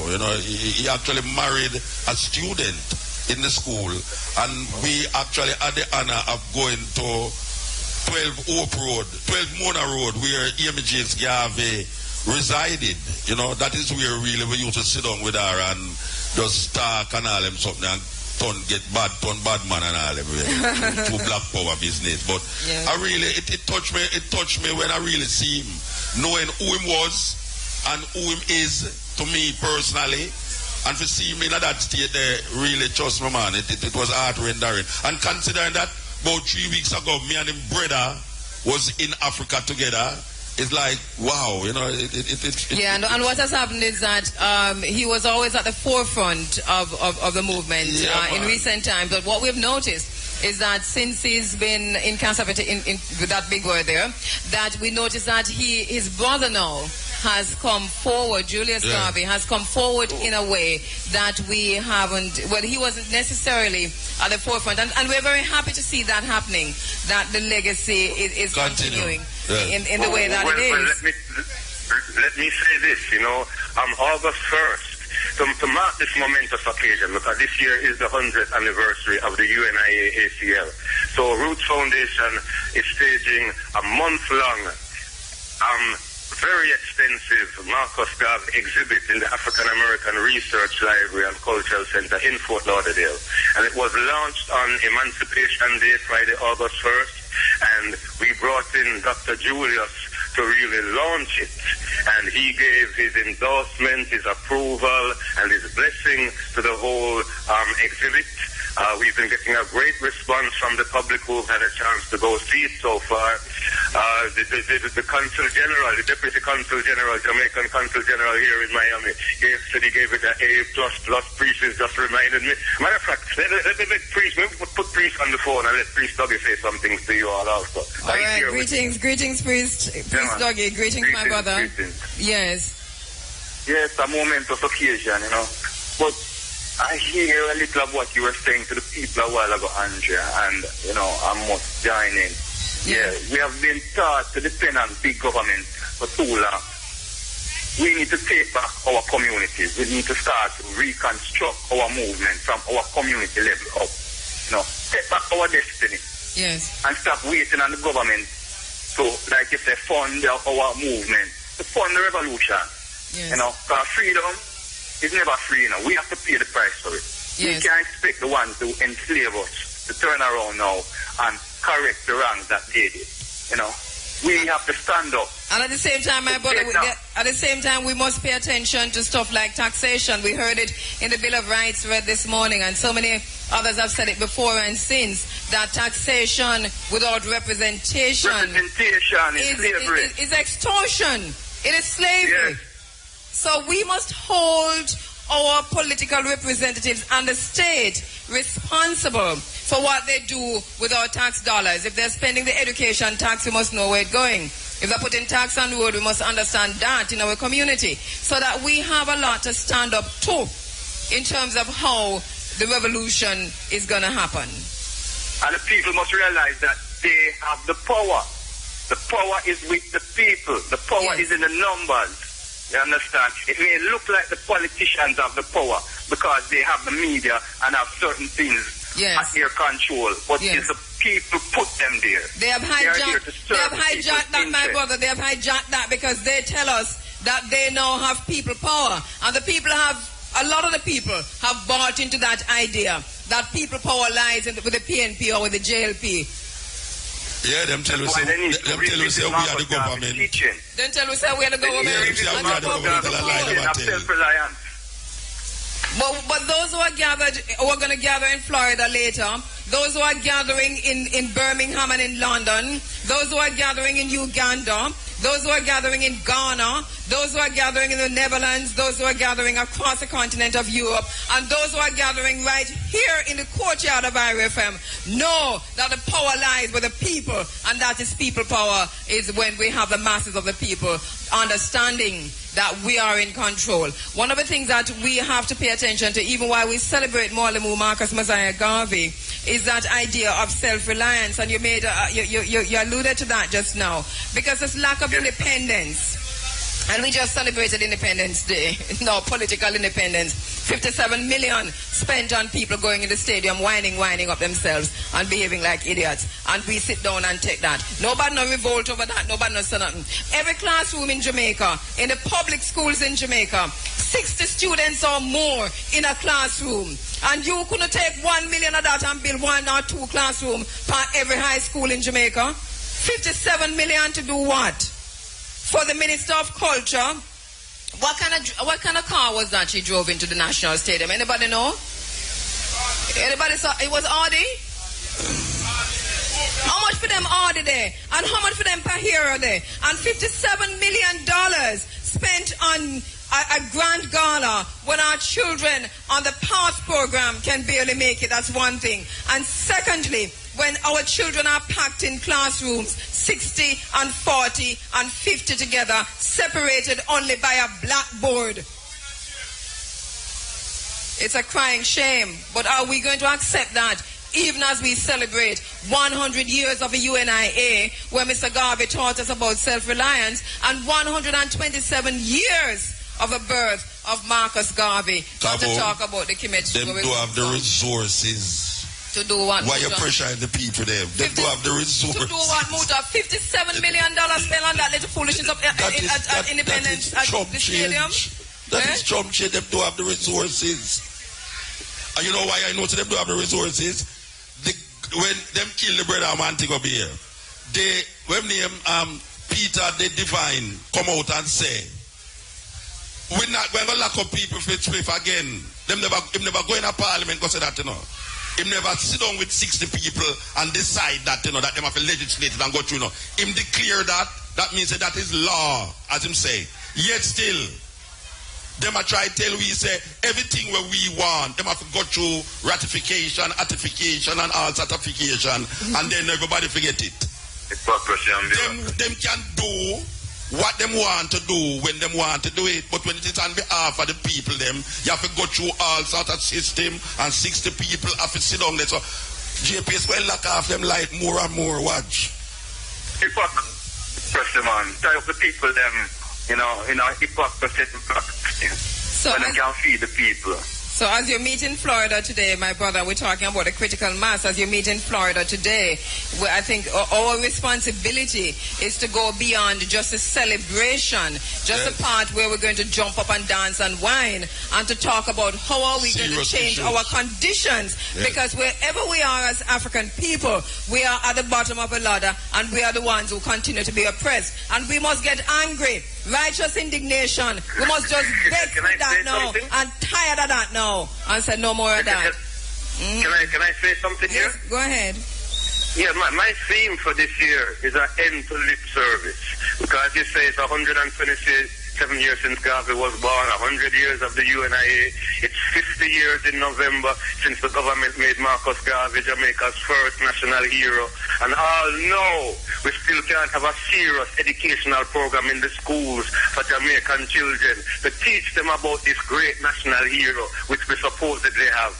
So there's lip service from the government, there's lip service from we the people who say Garvey is our hero, but do we do the things that Garvey said that we need to do as a government, as a people, as a country? If you have your business, are we doing the things that Garvey talked about, and we're only giving lip service?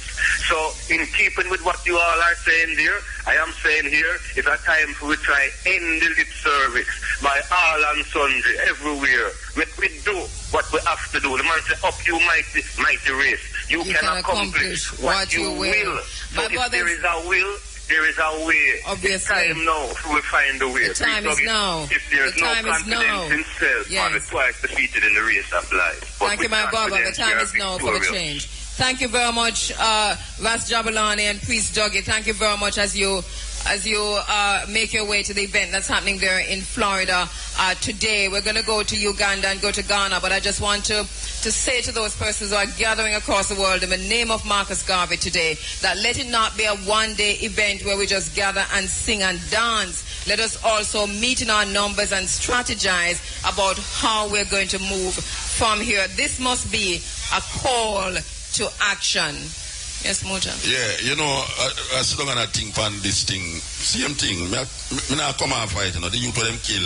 In Montego Bay. Kill a Montego Bay. Dean him name. All right. You know, from the year start, we heard to them about decriminalize ganja. Oh, we're going to decriminalize, and them carry through all these paper, and them kill one youth down a Montego Bay because. Well, not because about the ganja, but it's the reason for him being in the cell was for the ganja. Yes. And the next year, we're hearing that there's going to be an ease. Them say them going to go ease. What does that mean, Muja? How come Peter the divine never just say, look here, we're going to decriminalize ganja because this is possible. Because we didn't tell them long time, say, look here, a whole heap of people. Them, are you dead in a Fern Gully?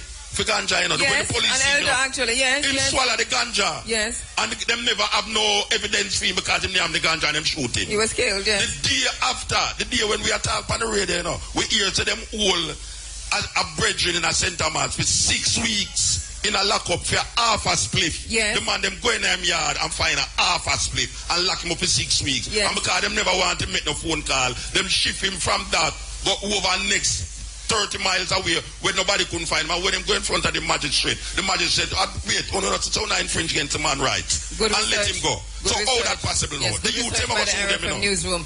And they're continuing on that. So, and so there are many cases is what I hear you saying. Many cases of the same thing. Of the very same thing. And you're saying that in the blink of an eye, in a moment, them can't do what them want to do. Change the law. Them can't change it. But can you do it? This is the question I want to ask. I mean, I don't know if I'm not following the story too closely, but the fact that we hear that there's an ease in the ganja law, what does that mean? What does that mean? It means if them find you on the road with a spliff, you have to have an ID for sure who you is. And if you don't have it, you're going to go to jail, and you're not going to get a phone call, and you're going to say, so that's why I don't like policeman, and you're going to go dead. I want to see the same thing. I want to see the fine print. It don't make no difference. And the black print on that, because I don't know what that means. I'm still asking what that really means. And the pronouncement that was made by the minister, whether or not it is as it is. Because some things appear to be, but they are not. We have a next call on the line. We have a next call on the line.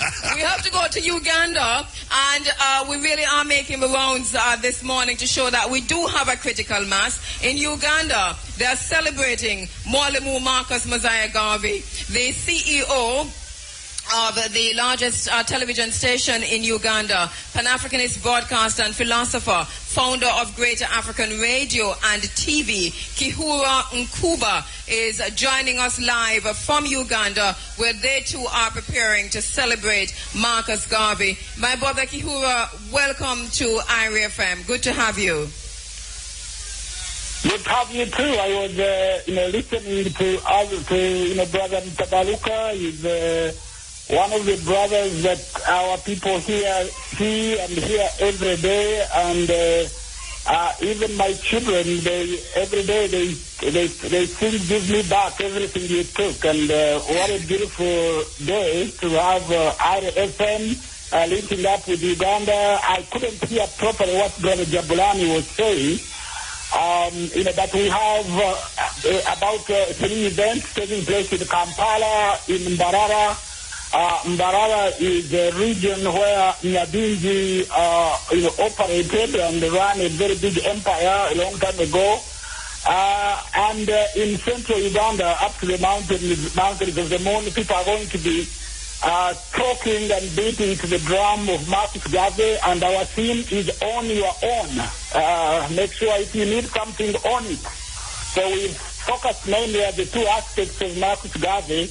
That is African economics, so black economics. The majority of time Pan-Africanists focus on the ideology of Pan-Africanism, but forget about the economics of Pan-Africanism. If you work for a bank, the bank will tell you what clothes to wear. They will tell you what time to come to work. They will tell you what is the holiday as opposed to your African day. So, whereas if you control your own economics, then you are, halfway controlling your own destiny. We are also looking at the other aspect of Marcus Garvey, which was, not only Africa for the Africans, but looking at African people coming back to Africa, the back to Africa. And it pains us to see that there is a lot of brilliant people in Jamaica, in America, in Britain. Most of the Pan-Africanists in England and most of the Pan-Africanists in Britain have never even stepped in Africa. Those who come, they do a fire brigade tour of the motherland and are here for 2 days or a week, and then are shuffling between their tickets to see when they can go back. Whereas the Chinese come and stay, the Russians come and stay, the Indians come and stay. The only people that don't want to come and stay are African people that were kidnapped from the continent. No, my brother, so, I'm going to interrupt you a bit. I'm going to interrupt you a bit because that is really, really interesting. You hear what the brother is saying? Yeah. He's saying that those persons who are making their way into Africa, even as we talk about Africa rising and the African Renaissance, that the Chinese are going to Africa and they are making their roots in Africa. The Europeans are going to Africa and they're staying there. They're making their roots in Africa. But African people are not necessarily going, and if they do go to Africa, they do not stay. This is what I hear you saying, my brother. Yeah, that's him saying. Yes, you've got me right. I'm actually saying more than that. I'm saying that the conscious Africans, those who have studied the history of Africa and what Africa was in ancient time and the position of Africa, those who will recite the work of Sheikh Anta Diop and talk about the work of the Moors and what we achieved in ancient Sumeria and in Angkor and in China, those are the people that particularly don't want to come to Africa. And if they come to Africa, their nose would be in the air, and they'll be complaining about mosquitoes, and they'll be looking for 4-star hotels. And the Africans who come to Africa and stay are the Africans that are not conscious, that are not Pan-Africanists at all. It is those who understand the commercial benefit. White organizations, and then they choose to stay in Africa. So there is something that, we're not getting right, especially those of us who call ourselves Pan-Africanists and those of us who call ourselves conscious. Marcus Garvey was also about coming to Africa, settling in Africa, building an independent nation in Africa. Because unless we make it in Africa like we made it before, how can we be respected elsewhere? So it's quite an irony that people who are kidnapped from Africa, once the doors are kicked open, instead of running and coming back home, they're trying to negotiate with the slave master to say, how long can we stay, or let's stay under what conditions? I mean, what do you have to do to black people in America, or black people in Brazil, or black people in England, for them to run away from that collapsing economy or that collapsing empire? Well, there's going to have to be a mindset change because, you see, it's a game that has been played on the African mind, and that is why one of the themes for today is breaking the shackles of mental control. Because the very same kind of migration that you're talking about to the continent of Africa by other races, that in the meantime, from the pulpits in the churches, from the classrooms, from the marketplaces, in the African diaspora, Africans are told and are bought into the idea for the most part that Africa is a backward country, that if you go there, you're going to get disease, Ebola and chikungunya. So we spend more time, for example, in Jamaica talking about Ebola today than we spend talking about flu in America. Flu in the United States of America, the flu virus is killing 1 million people or so, 36,000 people per year at least. And in Africa, we don't see that. But we are told that we are not to go to Africa. Africa is not to come here because it's a disease thing. It's the very same thing happened with Haiti. We are told to hate each other. We are taught to hate each other. So here in Jamaica, we look at Haitians with suspicion. We look at the Trinidadians with suspicion. And if they ever refuse one of us a visa, we curse each other from now until next year. Yeah. But while that is happening, our land is being conquered by the Chinese and the Europeans. I suppose you and I run radio stations and television stations. Because the battle is also not on the mental side, but it's psychological warfare. The Ebola, the MERS, the West Nile virus, all these sort of diseases. We know where they come from. Just from ancient time, Europeans. A new one every day. Chicken gonorrhea now. Remember chicken gonorrhea? Wow. There is no disease you can name on earth that Europeans didn't or don't move. Ebola was invented in Germany in 1967.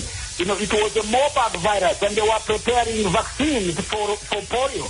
And it's a mutagenic virus. Yeah. So they spread it so that the countries can open their borders, they can surrender their control to the World Health Organization and the CDC.